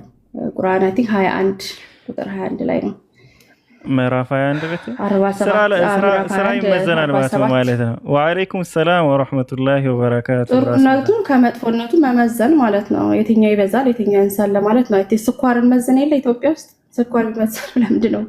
የሆነ ነገር ከጎኑ። ስለዚህ አሁን አንቺ ምን እናደርጋለን መሰለሽ ሜሮን፣ ከስኳርኛ ስንወጣ ያኔ እናወራለን። አሁን አታረሳሽኝ፣ ወደ እኔ ጥያቄ ነው መመለስሽ። መቼስ ሚዛንን የማያውቅ ሰው የለም። እውነት ነው። ባይዘው በጣም የምወደው ርዕስ ማንም እኔ ደፍሮ ክርስቲያን ቢያወራኝ ደስ የሚለኝ ርዕስ ፍትህ ነው። እኔ በጣም ከሰለምኩባቸው እስልምናን ከተቀበልኩባቸው ምክንያቶች ውስጥ ለእኔ ትልቁን ድርሻ የሚይዘው በሁለተኛ ደረጃ ማለት ነው ፍትህ ነው። ወደ ፍትሁ እንምጣ እስኪ ሜሮን። እሺ ከዚህ ማምለጥ አይቻልም። አሁን እኮ ይሄ ያስተምሮ እኮ እኔ ምንድን ብዬ ነው የማስበው? በቃ ይሄ ያስተምሮ ትክክል አይደለም ብዬ ስህተት ነው። በቃ ጥሩ እንኳን ታዲያ ከሆነ እንዴት ነው የምንቀበለው ታዲያ? ስህተት አትቀበዩ፣ ተይው አትቀበዩ። አሁን ስለ አንቺ ነው ማወራ። የት ልትሄጂ? የትም አታመጪው። ዛሬ ቁርአን በመጽሐፍ ቅዱስ የእናንተ ስትጠየቁ በእናንተው እዛ ቆማችሁ መመለስ መቆም መቻል አለባችሁ። መልሰናል፣ ጨርሰናል። መልሶ አልተስማማሽም፣ የመቀበል ግዴታ የለብሽም። አልተስማማሽም አይደለም። እኔ እኮ ከመጽሐፍ ቅዱስ ላይ አይደለም እያወራ ያለሁት ቁርአኑ ላይ እኮ ነው እየተናገረ። አዎ እኮ ጨርሰናል። አንዱ ከአንዱ እያጋጨብኝ ነው። በቃ ችግር የለውም። አእምሮሽ ሲስተካከል አንዱ ከአንዱ ይስማማልሻል። አሁን ከአእምሮሽ ስለሆነ ችግሩ ከሃዲዎች ስራቸው መጥፎ ብቻ ከሆነ ሚዛን ላይ አይወጣም የሚለውን ነገር በቃ ተሳሳተ እኮ ማለት ነው። አንተ ባልከው ከሄድኩ ነው ባይዘው ወይ በቃ ተሳስቷል። ስህተት ላይ ነው። እኔ መሰክር ሪከርድ አድርጊልኝና ፖስትችኝ። በቃ ደስ ይበልሽ። እኔ እንደዛ አንተ ነው እንደዛ የምታደርገኝ። በቃ አመሰግናለሁ። አንተ ነህ ፌመስ። አሁን ወደ እኔ ጥያቄ እንግባ። እኔማ በብዙ ሸበላም ስለሆንኩ እኔ ፌመስ ነኝ፣ ችግር የለውም። አሁን ወደ እኔ ጥያቄ እንግባና አመሰግናለሁ፣ ክብረት ይስጥልኝ። አሁን ወደ እኔ ጥያቄ እንግባ። የትም ዛሬማ የለም ወለም ዘለም የለም። እሺ ኢየሱስ ክርስቶስ ለምን ነበር የተሰቀለው ሜሮን? ቆይ አንዴ በቃ ጨረስን ማለት ነው። ስለ ሚዛንና ስለ መጥፎ ስራ፣ ስለ ጥሩ ስራ አየህ። እነዚህ መላእክቶች አሁን ቆይ አልገረመሽም መጨረሳችን? እሺ ብዙ ጥያቄውን ፈጥረህብኝ ነው እየላከኝ ያለው። ምክንያቱም አላህ የልብን ነው የሚያየው አለ። ስለዚህ ታዲያ እነዚህ መላእክታን መመዝገባቸው ምን ጥቅም አለው? የልብን ከሆነ የሚያየው አለ። ይሄን ራሱ ያስነሳል ይሄ ጥያቄ። አዎ ችግር አስቀምጪው፣ ይነሳ ይቀመጥ፣ ደስ እንዳለው በቃ ይመቸው። አሁን ወደ አንቺ እየመጣን ነው። ለምንድን ነው ኢየሱስ የተሰቀለው? አትምጣ። ዛሬ እናንተን አልጠይቅም፣ ጠያቂ እናንተ ናችሁ ብለህ ባስገባህን መሰረት ያክል አንድ ነገር ልንገርሽ። በክርስትና አስተምህሮ እግዚአብሔር ራሱ በሰራው ስራ የተሰራውን አካል ወቅሶ ይቀጣል። ራሱ በሰራው ስራ በቃ ይህንን እወቂ በደንብ። ማንም እኔ በሰራሁት እኔ ባጠፋሁት ሳይሆን እግዚአብሔር ራሱ ባደረገው ድርጊት ማለት ነው። ማንን ይወቅሳል? እኔን ይወቅሳል። ኢየሱስ ለምን ነበር የተሰቀለው ሜሮን? እኔ እኮ በጥያቄ ተሞልቻለሁ። መጀመሪያ እኔ ጥያቄ ይመለስልኝ። በጣም በጥያቄ ነው የተሞላሁት። ሻወር ሰጅበት እነዚህ ቀለል ይለልሻል። ማምኑ ሰዎች ጥሩ ስራ ያላቸውም ስትል ቁርአን እያፈረሰው ነው። ሻወር ሰጅበት ፍትህን ጋር በተገናኘ ማለት ነው። ወላሂ ማንም ሰው ፍትህ ላይ አይደለም እኛ ከኢስላም እና ታዲያ ምንድን ነው አሁን ፍትህ ካለ ምንድን ነው? በቃ እናመሰግናለን። የት ልትሄጂ? መውረድማ የለም። ታይ የምን ሩጫ ነው አሁን? አልተመለ መርሃባ ራሱ ተናገር ሁሌ በቃ ባይዘዌ ሜሪ ወአለይኩም ሰላም ወረሕመቱላሂ ወበረካቱ። አትጥፊሽ እና ሁሌም ጥያቄሽን እንቀበላለን። እሺ የግድ መመለስ አይጠበቅብሽም አንቺ። አሁንም ቢሆን ተጨማሪ ጥያቄ ካለሽ ገብተሽ መጠየቅ ትችላለሽ። ወይ የራስ ቀጥል ሀይቤ አፍ በለኝ። ሰላም አለይኩም ወራህመቱላሂ ወበረካቱ። አላስችል ስላለኝ ነው የገባው። ወአለይኩም ሰላም ወራህመቱላሂ ወበረካቱ። ምን እየተደረገ እንደሆነ ምናልባት ትንሽ ፍንጭ ለመስጠት ነው። የታዘብኩትን ነው የምናገረው። ክርስትናው እንዳይነካ በጣም ስራ እየተሰራ ነው ያለው። ጠያቂ መስሎ በመግባት ያንኑ ጥያቄ ላይ የማይሆን የማይረባ እዛው በመደጋገም አልተመለሰልኝም በማለት ሰዓት ማባከል እየተደረገ ነው። እች ልጅ አሁን አንተ ጋር ሳያት 3ኛ ቤት ነው፣ ሴም ጥያቄ ማለት ነው። ኦኬ ከጠዋት ጀምሮ ነው ያዩት። ምንድነው እየተደረገ ያለው? ሰዓታችንን ማባከል ነው። ቁጭ ብላችሁ እንቅልፋችሁን አታችሁ የምትሰሩት ስራ ላይ ሰዓት ማባከል ነው እየተደረገ ያለው። ጠያቂ በመምሰል በመግባት አልተመለሰልኝም፣ እዛው ላይ የማይረባ ጥያቄ ትደግብላለች። እኮ እንደዛ ከሆነ እኮ እንደዛ ማለት ነው እያለች ሰዓትህን ትገላለች።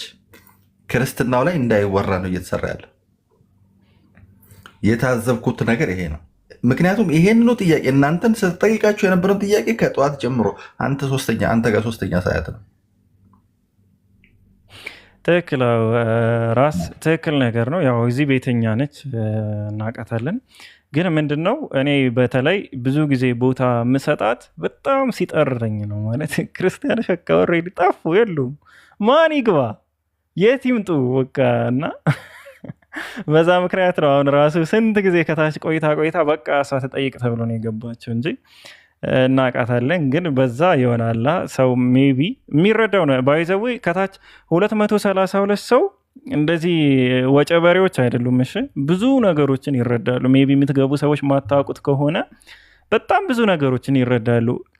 ለእናንተ ያላቸው እይታ አሁን ራስ ምታት እንደተናገረው ማለት ነው በጣም እየወረደ ነው የሚመጣ። ምን ያክል ኢግኖራንት ሰዎች እንደሆናችሁ እየተረዱ ነው የሚመጡት። ከታች ያለው ታዳሚ እንዳለ ማለት ነው የሚረዱት ምንድን ነው ለካ ክርስቲያኖች ተገለጠላቸው አልተገለጠላቸው የሚቀበሉ አይነት ሰዎች አይደሉም የሚለውን ነገር ነው የሚረዱት። እና ይሄ በቃ ሁላቸው እያያችሁ መግባት ያለባቸው ጉዳይ ነው ክርስቲያኖች።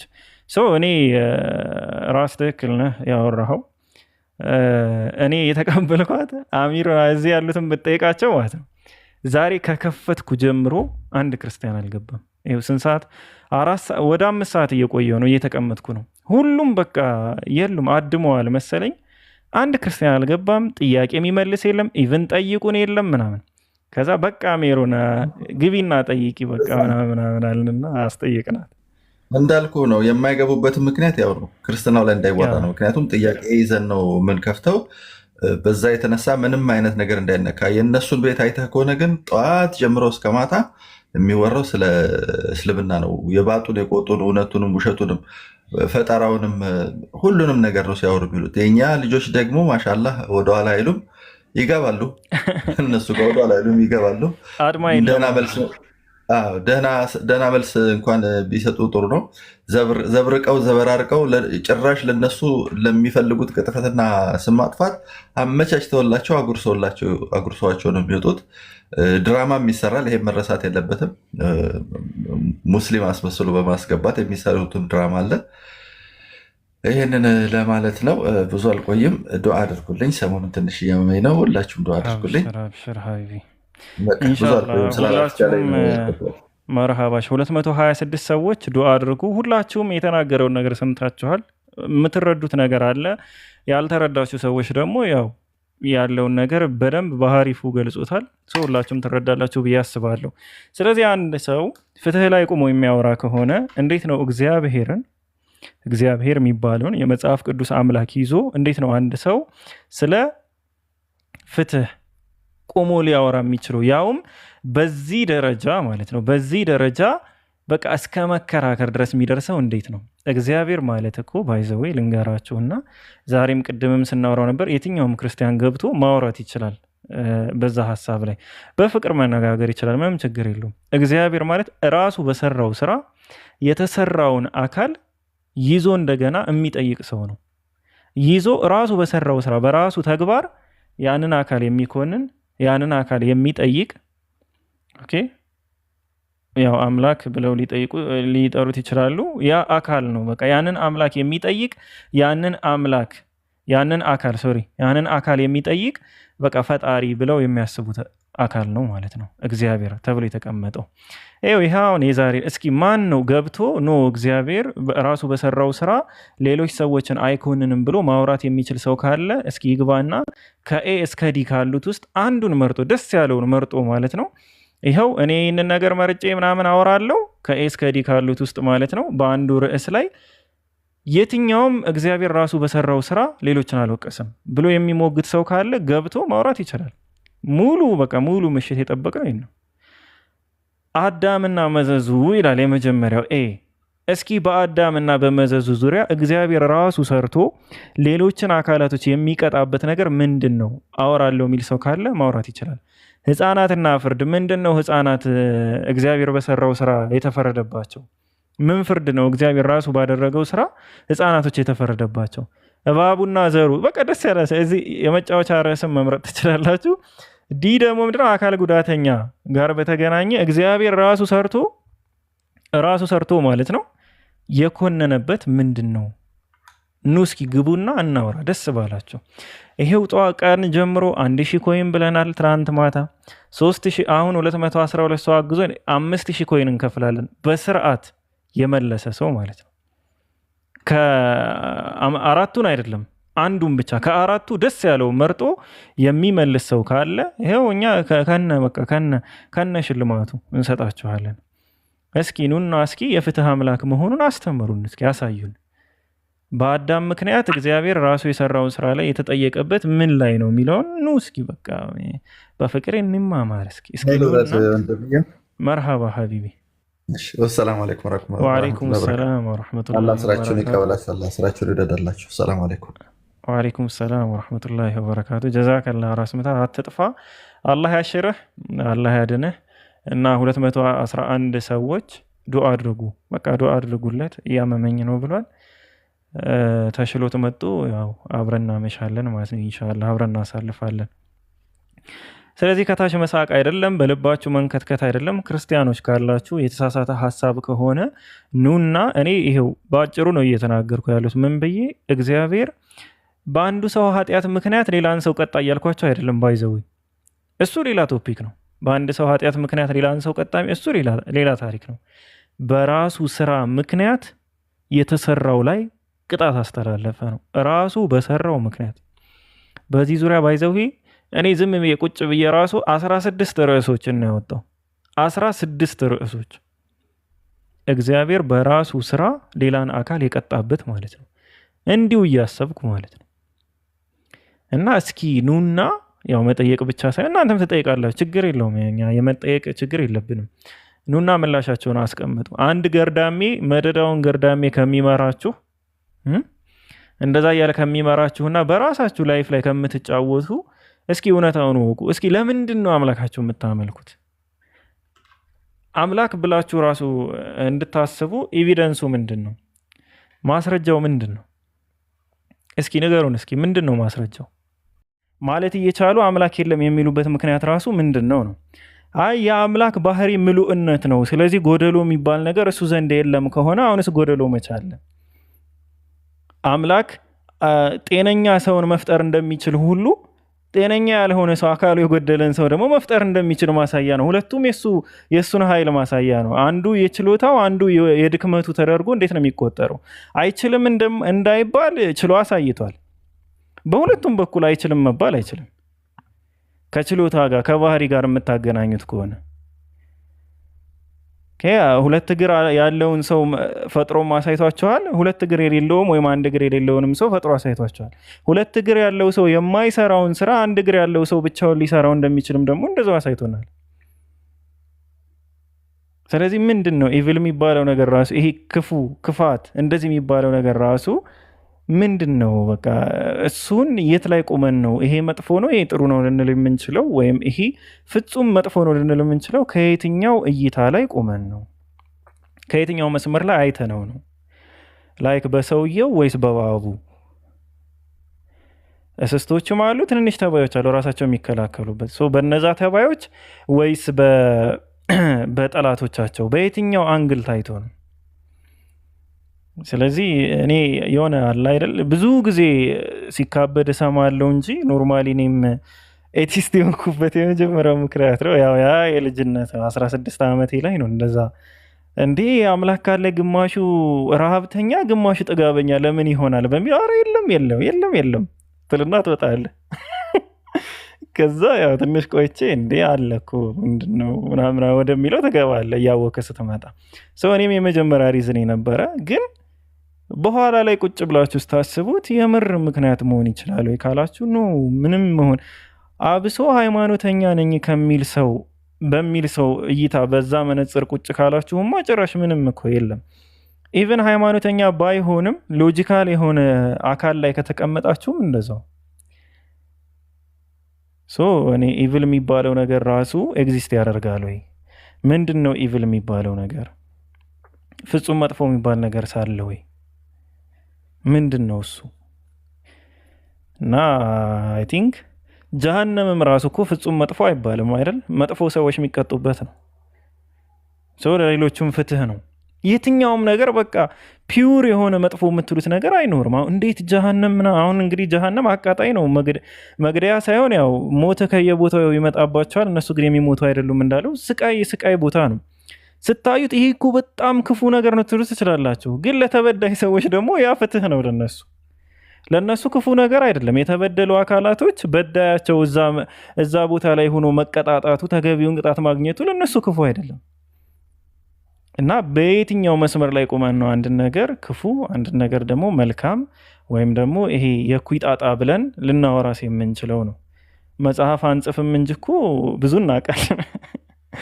ለማንኛውም ከዛ ምናምን አንጻር ነው። እነ ኤላ ያህያ አሚር ሀሳብ መጨመር ትችላላችሁ ኢንሻአላህ። የኔ ሀሳብ እዚህ ጋር ኦኬ። ያህያ ሀሳብ አለ? አይቀጥል። ኦኬ አንድ ፖይንት ላንሳና ትቀጥላለህ። አሁን ፒኬ ባነሳው ምሳሌ ላይ እነሱ የሄዱበትን ርቀት እኮ በጣም ነው የሚገርመው። አሁን ትልቅ የህንፃን በተመለከተ ምሳሌ ሰጠ ነበረ።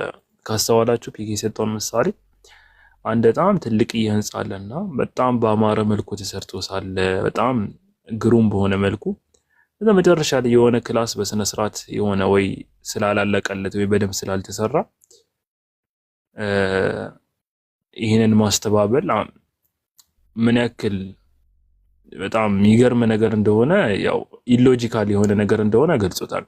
አሁን ያው ልብ በሉ እዚህ ጋር ልብ እንድትለው የምፈልገው አንድ ነጥብ አለ። እነሱ እኮ የሚሉት አሁን ይሄኛው ክላስ ወይ ደግሞ ይሄኛው ክፍል በደንብ ባለመሰራቱ ምክንያት ይሄኛውን ህንፃ የገነባው መሐንዲስ ችሎታ የለውም እኮ አይደለም። ከዚህ በላይ እኮ ነው። ጭራሽ መሐንዲሱ ጭራሽ ባለ እንትን የገነባው ሰውም የለም እኮ ነው። ገባች አይደል? እዚህ ጭራሽ ባለቤትም የለውም ነው። ይሄ ምድር እኮ ኤግዚስት የሚያደርገው ጭራሽ ባለቤት ፈጣሪ የለም ማለት እኮ በዚህ ልክ ነው። ጭራሽ ይሄ እንደው በህንፃ ነው ሰማያትና ምድር የሰው ልጆች የሁላ ነገር ደግሞ ጭራሽ ማስተባበል ደግሞ ሲሆን እነሱን የፈጠራቸውን ማስተባበል ደግሞ ሲሆን በጣም የሄዱበት ርቀት አስባችሁታል? በጣም ዳር ነው የሄዱት። ዳር ማለት ነው ፍጹም ሊያስኬድ የማይችል ነው። ኢሎጂካል የሆነ ነጥብ ነው ማለት ነው። በጭራሽ የማያስኬድ እና አሁንም ደግሞ ያው ብዙ መሳይሎች ይነሳሉ እዚህ ጋር። ሁሉም ነገር ደግሞ ኸይር አለው በስተጀርባው የሚባለው ፍጹም ያው መጥፎ ነገር እንትን የለም። ፒኬም እየገለጸው እንደነበረው ማለት ነው። እና እቺን ፖይንት ለማንሳት ነበረ። እንትና ካለ ግባ ማን ነው የህያ ሐሳብ አነሳለሁ ብሎ ስለነበረ ግን ያለ አይመስለኝ።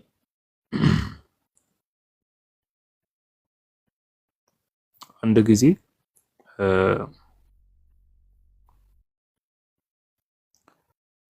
አንዱ ይባላል የሆነች ትልቅ ሴትዮ አለችና የሆነች ትልቅ የሴትዮ አለችና ምን ሁለት ነበሩና ይሄ እኮ ሲያወድሰው እኮ ነው አንዱን ይሄ እኮ 1000 ነው 10000 አምላክ ለመኖሩ ማስረጃዎችን የሸመደደ ሰው ነው ብሎ እያሞጋገሰው የሆነ ትልቅ ሴትዮ ፊት እንዲያሞጋገሰው ይባላል። እና ከዚያ በኋላ እሷ ገረማት። ያኔ አሚ የሆነ ሰው እኮ ምንም ከእንደዚህ አይነት ነገር የራቀ የሆነ ሰው ከእንደዚህ አይነት ነገር የራቀ የሆነ ሰው በቃ ፊጥራው ሰሊም ነው፣ በቃ አእምሮ ንጹህ ነው፣ ምንም እንዲህ አይነት ነገሮችን አያውቅምና እንዲህ ሁላ ማስረጃ ምን መሸምደድ ያስፈልገዋል? እዚህ ግልጽ እውነታ እንዲህ ሰማያትን ምድርን የፈጠረው ዝም ብሎ ነው ታዲያ የተገኘው? ሰማያትና ምድር የተፈጠሩት ያለ አምላክ ነው እያልክ ነው ታዲያ? ይህ ሁላ ማስረጃ ምን መሸምደድ ያስፈልገዋል? ግልጽ የሆነ እውነት አይደል? እንዴት ትለዋለች? ግልጽ ነው አይደል? ልክ እንደዚህ ነው በቃ። አሁን ይሄም ግልጽ የሆነ እውነታን በቃ ለዚህ አሁን ይሄ ክፉ ነገር ኤግዚስት ማድረጉ ምናምን ብዙ መጽሐፍት መጻፉ ኢላ አኺሪ በእንግሊዝኛ ፈሊጦች ምናምን መዋቀሩ ይህ ሁላ ምን አያስብለውም? በትክክል ቁም ነገር እንደ ቁም ነገር የሚቆጠር የሙግት ነጥብ አያስብለውም፣ ሊያስብለውም አይችልም። ገባችሁ አይደለ? ይሄን ደግሞ ብዙ ዋና የሚባል እንደ ሙግት ነው። ሌሎች ተራ የሆኑ ሙግቶች ደግሞ አሉ፣ እዚህ ግቡ የማይባሉ በጣም ደካማ ሙግቶች ማለት ነው። እና ይህ ሁላ ለእንትን አይሆንም ማለት ነው። እንደ ኤቪደንስ ሊቀርብ አይችልም ኤግዚስተንስ ኦፍ ጋድን እንትን ለማድረግ ዲስፕሩቭ ለማድረግ እና ብዙ ምሳሌዎችና እይታዎች አሉ። ይህን በተመለከተ ኢንሻአላህ ጨምርበታል። እንትና አለ ማን ነው ያህያ ልታወራ ነበረ ቅድም ላይ ላውራ ነበር። ምናልባት ሀሳቡን አንስተ ይሆን አላውቅም። ኔትወርክ መንጭቆ አስወጥቶ የነበረ አሁን ራሱ ቀይ አብርቷል። አይ ለማንኛውም ብዙ ጊዜ ይሄ መጥፎ ነገር ከሚባል አንጻር የሚባል ነገር ብዙ ጊዜ ሪላቲቭ ነው ማለት ለአንድ ሰው መጥፎ የሆነው ነገር በእርግጥ ይሄን ሀሳብ ሁላችሁም አንስታችሁታል።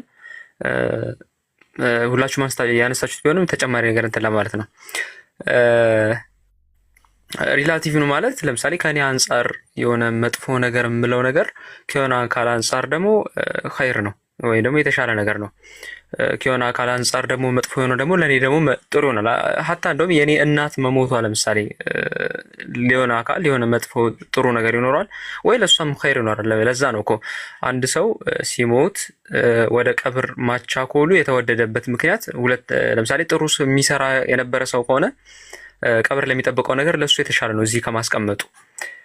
ለዛ ምክንያት እሱን ወደዛ ማቻኮሉ የተሻለ ነው። ስለዚህ ይሄ ሰውዬ አስለን መሞቱ ራሱ ለሱ የተሻለ ነው። ምክንያቱም እዚህ ዱንያ ላይ ኖሮ 9 በሆነች ዱንያ ከመሰቃየት ቀብር ላይ ኖሮ የተሻለ ነገር ያገኝበታል። አማ ደግሞ መጥፎ ሰው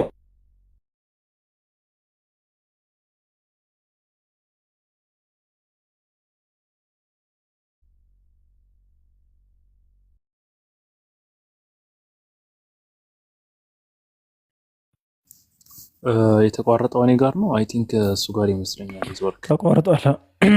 ከእሱ ጋር ነው የተቋረጠው። እሱ ጋር ተቋርጧል።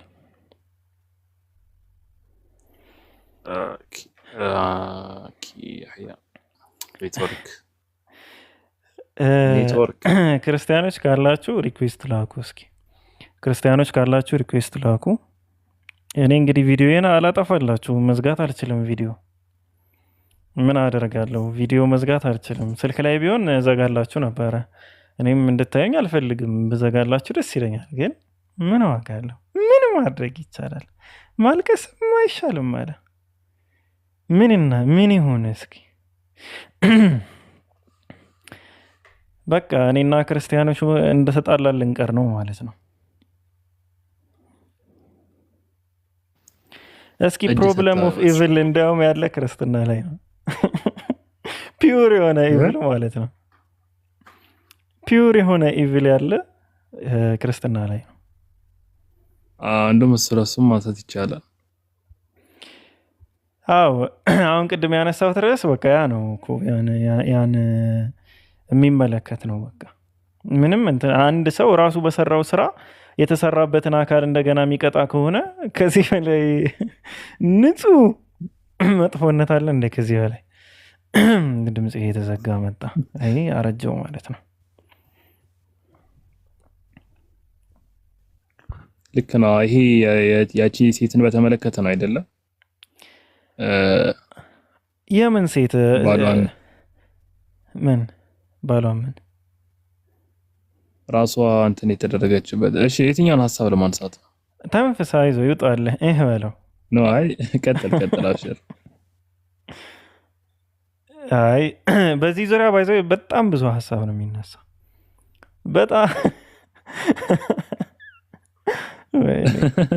በጣም ብዙ ሀሳብ ይነሳል።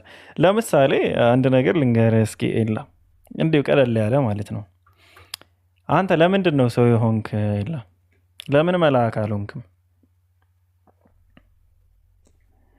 ለምንድን ነው ሰው የሆንኩት? አዎ ለምን ሰው ሆንክ? ለምን መልአክ አልሆንክም? አሬና ክላሳችን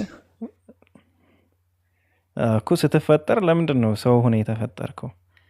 መልአክ መሆን ያልቻልከው በቃ ኦልሬዲ ፈጣሪ ሲፈጥረ ሰው ስላደረገ ያ ያንተ ስራ አይደለም ማለት ነው። ስለዚህ ሰው በመሆን ልትጠየቅ አይገባም በሰውነት። ሰው ያ እኮ ነው እየሆነ ያለው። ባይዘዌ ራሱ መርጦ ሰው አድርጎ ፈጠረ። አስበው እስኪ ቲንክ ትላለህ። ራሱ መርጦ ሰው አድርጎ ከፈጠረህ በኋላ ሰው በመሆን ኃጢአትን ወርሰሃልና ትቀጣለህ ማለት ምን ማለት ነው? ይሄ እኮ ፒውር የሆነ ኤቪል። የትኛውንም ኮንሴፕት ብታነሳው ማለት ነው ክርስትና ላይ በቃ ይህ ነገር ታገኘዋለህ። በጣም አብዛኛውም ኮንሴፕት ብታነሳቸው ላይክ የአማሌቃውያንን ልጆች ራሱ ብታነሳ እኔ አስበው ሰው ልሆን አላልኩት። ሰው የኔ ሰው መሆን የኔ ስራ አይደለም፣ የእሱ ስራ ነው። ከዛ እንደገና ደግሞ በእኔ ሰው መሆን ደግሞ ይቀጣኛል። ለምን መልአክ አላደረገኝም እንዴ? ያ እኮ የኔ ጥፋት እኮ አይደለም። ሰው መሆን እኮ የኔ ጥፋት አይደለም። ከዛ ሰው ስለሆንክ ከአዳም ኃጢአትን ወርሰሃል ይላል እንዴ? እኔ ምን ሰው መሆን የኔ ስራ ነው አይደለም። ሰው በራሱ ስራ መለሰው አንተን ይኮንንሃል ማለት ነው። ራሱ ነው ያንን ስራ የሰራው፣ እግዚአብሔር ነው የስራው ባለቤት፣ ሰሪው እሱ ነው። ከዛ በሰራው ነገር ላይ ደግሞ ይጠይቃል ደግሞ መልሶ። የአማሌቃውያን ልጆችም እንደዛ ናቸው። ለምንድን ነው የተገደሉት ስትላቸው ከ400 ዓመት በፊት የእነሱ አንሴስተሮች ምናምን አይሁዳውያንን እንጀራ ምናምን ስለከለከሉ ይለዋል። ታዲያ እነሱ ምን አጠፉ እንዴ? ዘራቸው አይደሉ እንደ ይለዋል። ከነሱ ቆይ ለምን ከእስራኤላውያን መፍጠር እየቻለ ለምን ከአማሌቃውያን ፈጠራቸው? ከእስራኤላውያን እኮ መፍጠር ይችላል፣ ግን ከአማሌቃውያን ፈጠራቸው እነዛን ህፃናቶች ማለት ነው። ከዛስ አማሌቃውያን ስለሆናቸው ብሎ ደግሞ እንደገና አዘመተባቸው ጦር። ራሱ ሰርቶ ራሱ በሰራው ነገር ተሰሪውን አካል መቅጣት አሁን ከዚህ በላይ ምንድን ነው የሚሆን?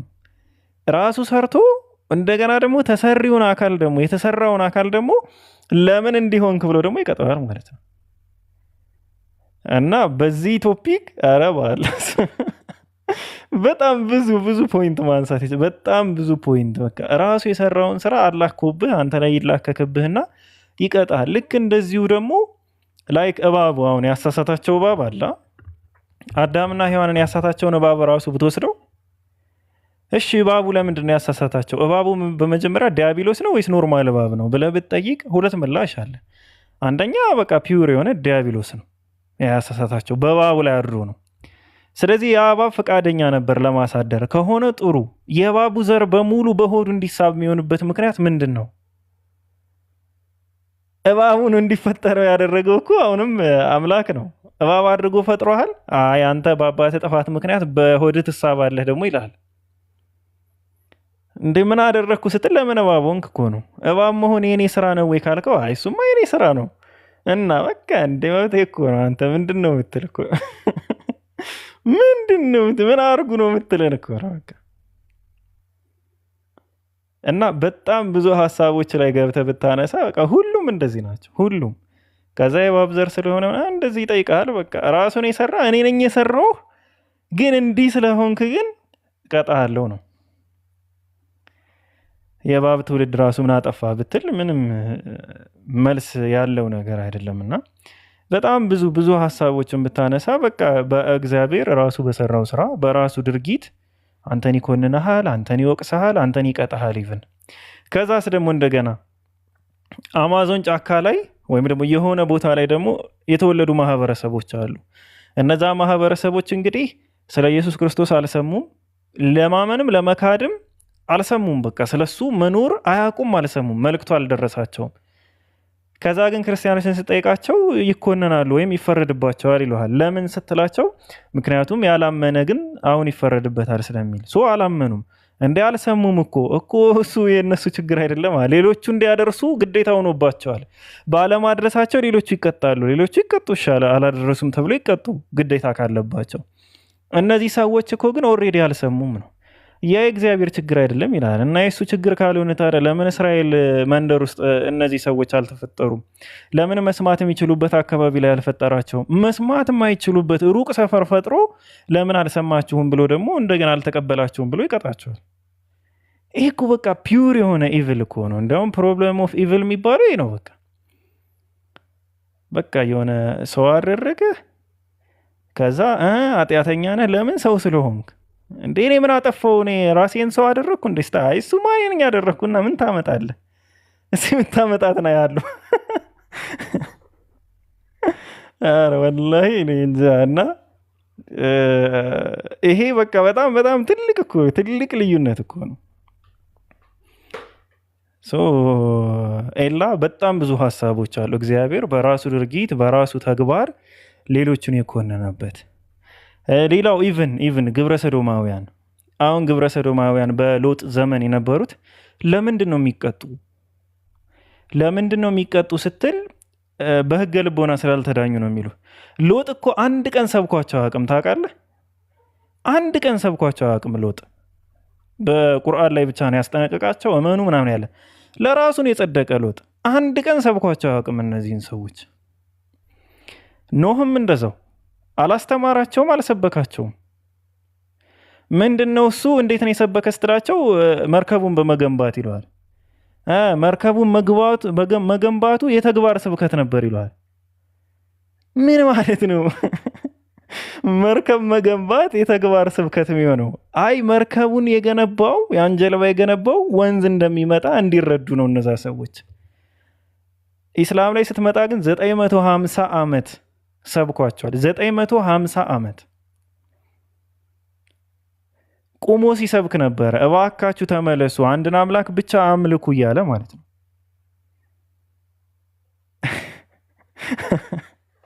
አዎ የሰጡት ታሪክ ነው። አሁን ጻድቅ ምናምን ተብሎ እንግዲህ ከልጆቹ እንትን ያለ ሰው ነው። እና ምንም በቃ ኢፍትሐዊነት ማለት በእግሩ የሚሄደው እዛ ነው። ልክ ዘዳግም 23 ቁጥር 2 ላይ ያለው ያው ቁጥር 1 እናልፋታለን። ዲቃላ ወደ እግዚአብሔር ጉባኤ አይግባ እስከ 10 ትውልድ ድረስ ይላል። ከዛ ትውልድ የሚፈጥረውም ራሱ እግዚአብሔር ነው። 9ኛውንም 10ኛውንም የሚፈጥረው 8ኛውንም እሱ ነው። ከዛ ደግሞ ለምን የዚህ ዘር ሆንክ ብሎ ደግሞ ጉባኤ ላይ ደግሞ ይከለክላቸዋል። አካል ጉዳተኞችንም ብታነሳ እንደዚሁ ነው። አፍንጫ ደፍጣጣ ምናምን ብሎ ይናገራል። ራሱ በሰራው አንተን ይወቅሳል መልሶ። አይገባህም የቦታ ይላል። ለምን ስትለው እኔ አፍንጫ ደፍጣጣ አድርጌ ስለፈጠርኩ ይላል። እና በጣም ብዙ ፖይንቶች ቢነሱ እግዚአብሔር ራሱ በሰራው ስራ ነው የሚኮንናቸው፣ የሚወቅሳቸው፣ የሚከለክላቸው ማለት ነው ብዙ ነገሮች። ኢቭን ለእነሱ የተሻለ ከሆነ እኮ አሁን አንድ ነገር ስትከለከል ኦኬ ለአንተ ከኔቸር ጋር የማይሄድ ከተፈጥሮህ ጋር የማይሄድና የተሻለ ከሆነ ከኔቸርህ ጋር የማይሄድ ከተፈጥሮህ ጋር የማይሄድ ምናምን ከሆነ ገባ እና ለአንተ የሚሻለ ከሆነ ግን እንደዛ እኮ አይደለም። የተሻለ ስለሆነ ምናምን እኮ አይደለም። ከድጡ ወደ ማጡ ነው በቃ። እና ማንን ነው አላስወራ አለው የምትሉት? ከታች ማን እንዲያወራ ፈልጎ ይዤበት ነው። ቆይ ፒኪያ ላስወራ ሲለው ማን ነው? ኧረ ግባ እናውራ። ማን ነው ሊያወራ ፈልጎ ጉሮሮ ላይ የቆምኩበት? አሚር ነው። እሱ እንኳን ተው፣ እሱ ቁጭ ብሎ ቢያጣብቅ ይሻላል። ተንፍስ አሚር፣ ይኸው ለቅቅ የለሃለሁ። ከተሙ ንጹህ ነኝ፣ እስኩሪስ ሲመለም አንተ ጃ ትሳደብ ልሙን አባትህ ነው አታ ሙቱ ሰዓደብ። አሁን ለአሚር ሙን አደረገ እሱ ጨዋ ሰው ምንም ነገር እኮ ነው አቅም ምንም በቃ የለበትም እኮ ሙን ስላደረገ አንተ ዋይ አሚር ሐወይ ሐፍተይ ተዛረብ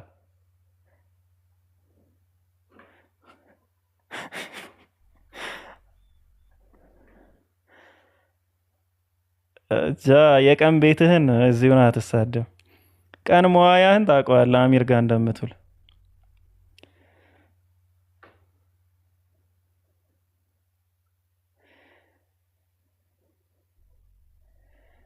እና አሚር አትናገርም?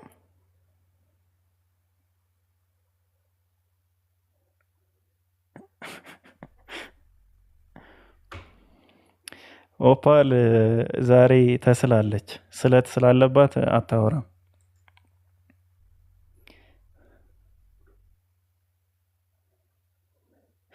እሺ ኤላ ምናምን ሀሳብ ካላችሁ ጨምሩና ማውራት ያለብን ቶፒክ ካለ ማውራት እንችላለን። እና ኤላ እንግዲህ ፕሮብለም ኦፍ ኢቭል ያለበት ፒውር የሆነ ኢቭል ያለበትን ሰፈር ነው የጠቆምኩ። እስልምና ላይ ጥያቄ ያላችሁ ማለትም ንጽጽር ጋር በተገናኘ እንትን ሙስሊሞችን ብትሆኑ መግባት ትችላላችሁ። ኤላን እንቅልፉን አታስመጡት። ጥያቄ ያላችሁ ሙስሊሞችን ብትሆኑ ግቡ። ክርስቲያኖች እንኳ ኦልሬዲ ተሰናብተዋል መሰለኝ። በቃ እኔም እየሄድኩ ቀን ቀን ሁሱ ቤት ለዋል። እኔ ምንም እያገኘው አይደለም። እዚህ ኑሮ ጠርሯል። በቃ ምንም ከስተመር የለም እዚህ ቤት።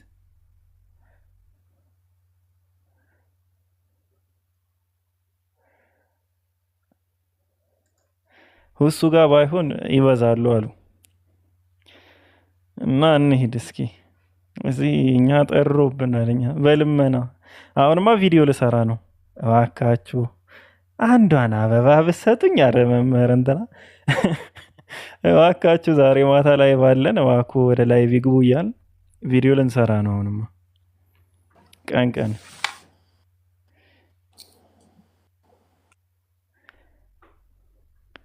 እሺ ያ ጀማል ሰላም አለይኩም። ወአለይኩም ሰላም ወረሕመቱላሂ ወበረካቱ። ሰላም ናችሁ? አልሐምዱሊላህ። ኤልያስ ተረከ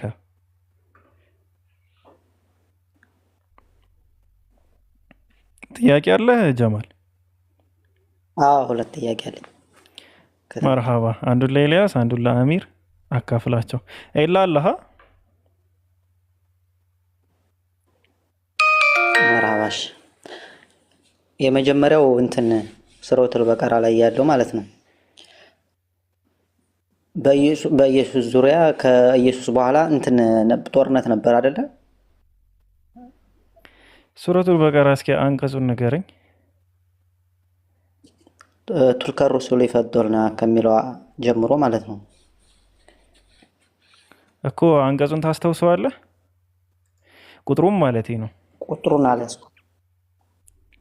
ቁጥሩን አልያዝኩትም። እሺ ኤላ እኮ ለዚህ እኮ ነበር የሚጠቅም ባዕዱሁም አላ ባዕድ ምናምን የሚለው ነው።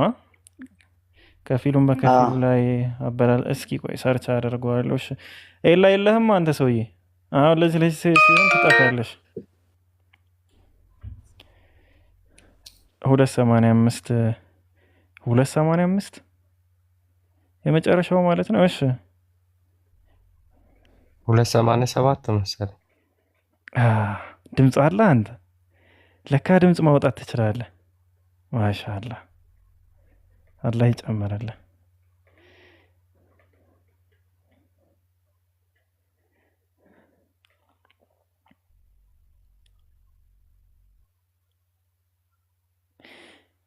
እንዴ አቡ ሱሀይብ ነው እንዴ ከታች ያለው? አቡ ሱሀይብ ነው 285 ያለው?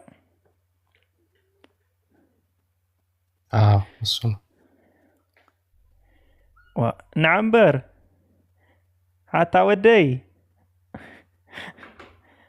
እሺ 252 ነው። አመላለሱኝ እንደዚህ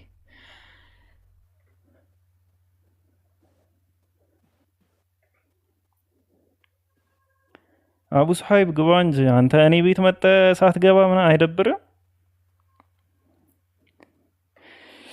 እሺ በሃይማኖት ማስገደድ የለም። እሺ 250 ስንት ነው ያለ? እነዚህ መልእክተኞች ከፊላቸው እሺ እናንተ ያመናችሁ ይሄ በእርሱ ውስጥ ሽያጭ ወዳጅነትም ምልጃም የሌለበት ቀን ከመምጣቱ በፊት ከሰጠናቸው ነገር ለግሱ፣ ከሃዲዎችም በዳዮቹን እርሱ ናቸው። አላህ ከእርሱ በቀር ስለምንድን ነው እያወራህ ያለኸው? ጀማል ተመለስ እስኪ ጀማል። እሺ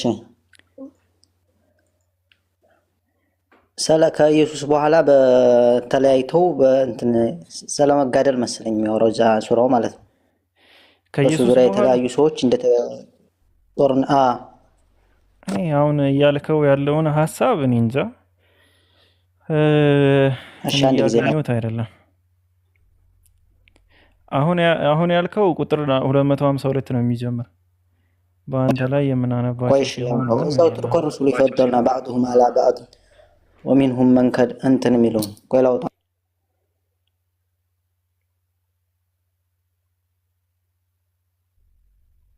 ኦኬ ግልጽ ታምራቶች ከመጡላቸው በኋላ ባልተጋደሉ ነበር የሚለው ግን ተለያዩ። ከነርሱም ውስጥ ያመነ ሰው አለ፣ ከነርሱም ውስጥ የካደ ሰው አለ። አላህም በሻ ኑሮ ባልተዋጉ ባልተለያዩ ነበር። ግን አላህ የሚሻውን ይሰራል የሚለው እነዚህ መልእክተኞች ከፊሉ ላይ አበለጥን። ስለ የትኛው ጄኔሬሽን እያወራ እንዳለ አላቅምና አንድ ተፍሲሩን ቼክ ላድርግልሽ። ከኢሳ በኋላ ስላሉ ህዝቦች ነው ወይስ ከዛ በፊት ስለነበሩ ህዝቦች ነው የሚለውን አላወኩም። ኔሽ ተይጽና እና ምንድን ነው ግን ጥያቄ ወደ ጥያቄ ግባና ማለት ከታሪኩ አንፃር ወይ በክርስትናም በሱ ዙሪያ እንደዚህ ጦርነት ተከፍቶ ነበር። ይሄን ነው ማወቅ የፈለኩ። በክርስትናማ ብዙ ኮንስታንቲኖፕል ላይ ማለትም ከኢየሱስ ክርስቶስ በኋላ በሚለው አሁን ስለ አንቀጹ አይደለም እያወራሁ ያለሁት። እሺ ስለ አንቀጹ እንዳልኩ ስለ የትኛው ጄኔሬሽን የተዋጉት የትኛው ማህበረሰብ እንደሆነ ገና አላወኩም። እሱን ቼክ አድርጌ እነግርሃለሁ። ግን ጥያቄ ከኢየሱስ ክርስቶስ በኋላ በኢየሱስ ክርስቶስ ተለያይተው የተገደሉ አሉ ወይ ከሆነ አዎ ነፋሉ፣ የተሳደዱ የተገደሉ አሉ። ስላሴን የማይቀበሉ ከኒቅያ ጉባኤ በኋላ በመንግስት ደረጃ ስለተወገዙ ብዙ መከራ ስቃይና መገደል ደርሶባቸዋል። ዩኒታሪያኖች ተሰደዋል። ኮንስታንቲኖፕል ከተቆጣጠረ በኋላ ብዙ ነገሮች አልፈዋል። ስለዛ ከሆነ የምጠይቀኝ እንደዚህ ባጭሩ ላውራህ ብዬ ነው። እንደዛ አለ ታሪክ ላይ አለ።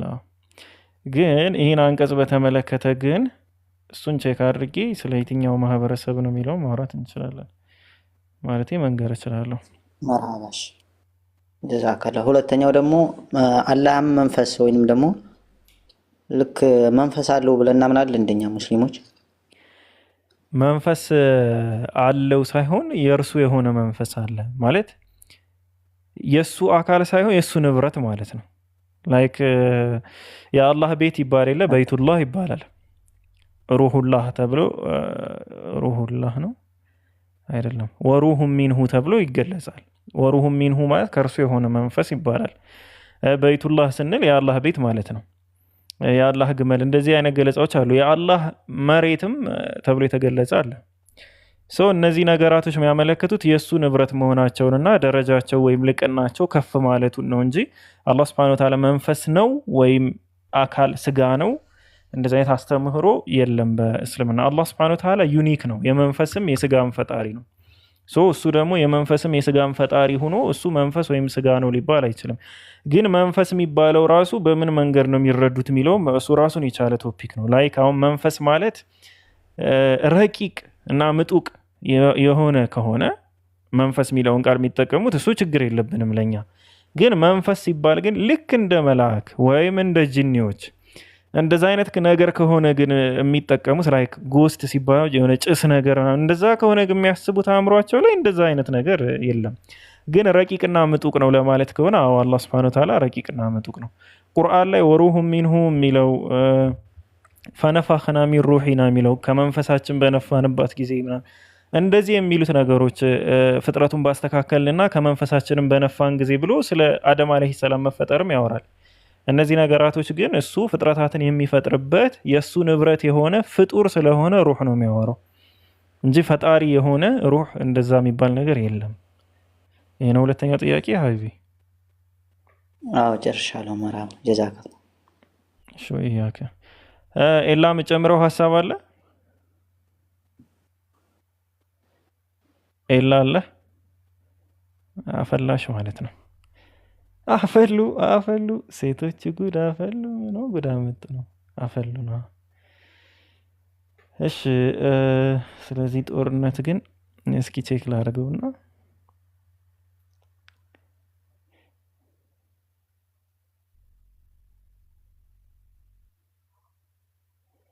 በቃ አይኔ እየለቀቀ ስለሆነ አሁን ጽሁፍ ብዙም አላነብም። ስለዚህ ኢንሻአላህ ሌላ ቀን ቼክ አደርገዋለሁ። እሺ ያ ሐቢብ አልቀልቢ አሁን ሁሉንም እየለመድን ነው።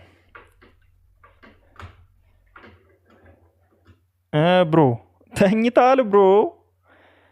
ምንድነው እዚህ የቲክቶክ ትሬንዶችን እያመጣችሁ ኮሜንት ላይ አትጻፉ። እሺ ክርስቲያኖች ካላችሁ ሪኩዌስት መላክ ትችላላችሁ። ጥያቄ ያላችሁ መግባት ትችላላችሁ። ሙስሊሞች ናችሁ ጥያቄ ያላችሁ መግባት ትችላላችሁ። አሚር ዛሬ እንደ ሜሮን መቼም የናፈቀ ሰው የለም። ሜሮንን ግቢ በላት ሜሮንን። እሺ ቆይ አንዴ ሜሮን ካለሽ ግቢ ሪኩዌስት ላኪ። አሚር ሊያወራሽ ይፈልጋል ዛሬ። ቅድም ጀምሮ ነው ሜሮን ሜሮን ሜሮን የሚለኝ። ጥያቄ ያላችሁ ዛሬ ጥያቄ ስለምንቀበል ሜሮን አልጠይቅሽም። እንዲህ ሲባል ነው ደስ የሚልሽ። መግባት ትችያለሽ።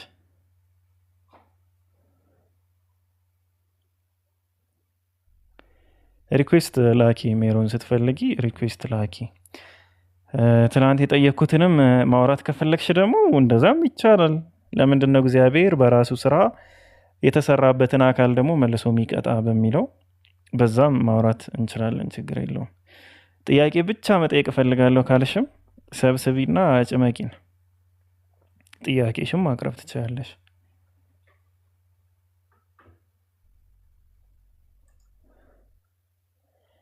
እኔ ጥያቄ አለኝ። እንዴት ናችሁ?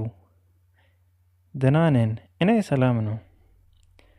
እሱ ደህና ነው። ወያ ቀለጥ ይለወሰ አቆጥስን ወያ ቀለጥ ይለወሰ ያለ እና እኔ ወደ ጌታ የመጣሁት ታኅሳስ 6 ቀን በድሮ ሙደ ምርቀና ይዞኝ። ክርስቲያኖች ካላችሁ ሪኩዌስት ላኩ። ለእናንተ ነው እንግዲህ 6 ሰዓት እየሆነ ነው፣ ተጎልተናል። ለእናንተ ክርስቲያኖች ካላችሁ ሪኩዌስት ላኩና ማውራት እንችላለን። ችግር የለውም።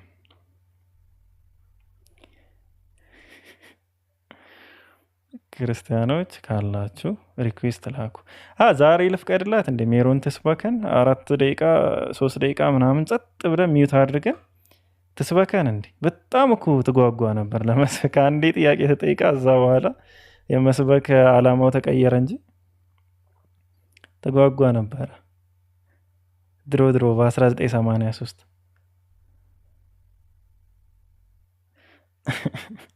ምን አጋንንትሽ ይጮሃል? ኦፓል ምን ችግር አለው ስለ ኢየሱስ ብትሰበኪ?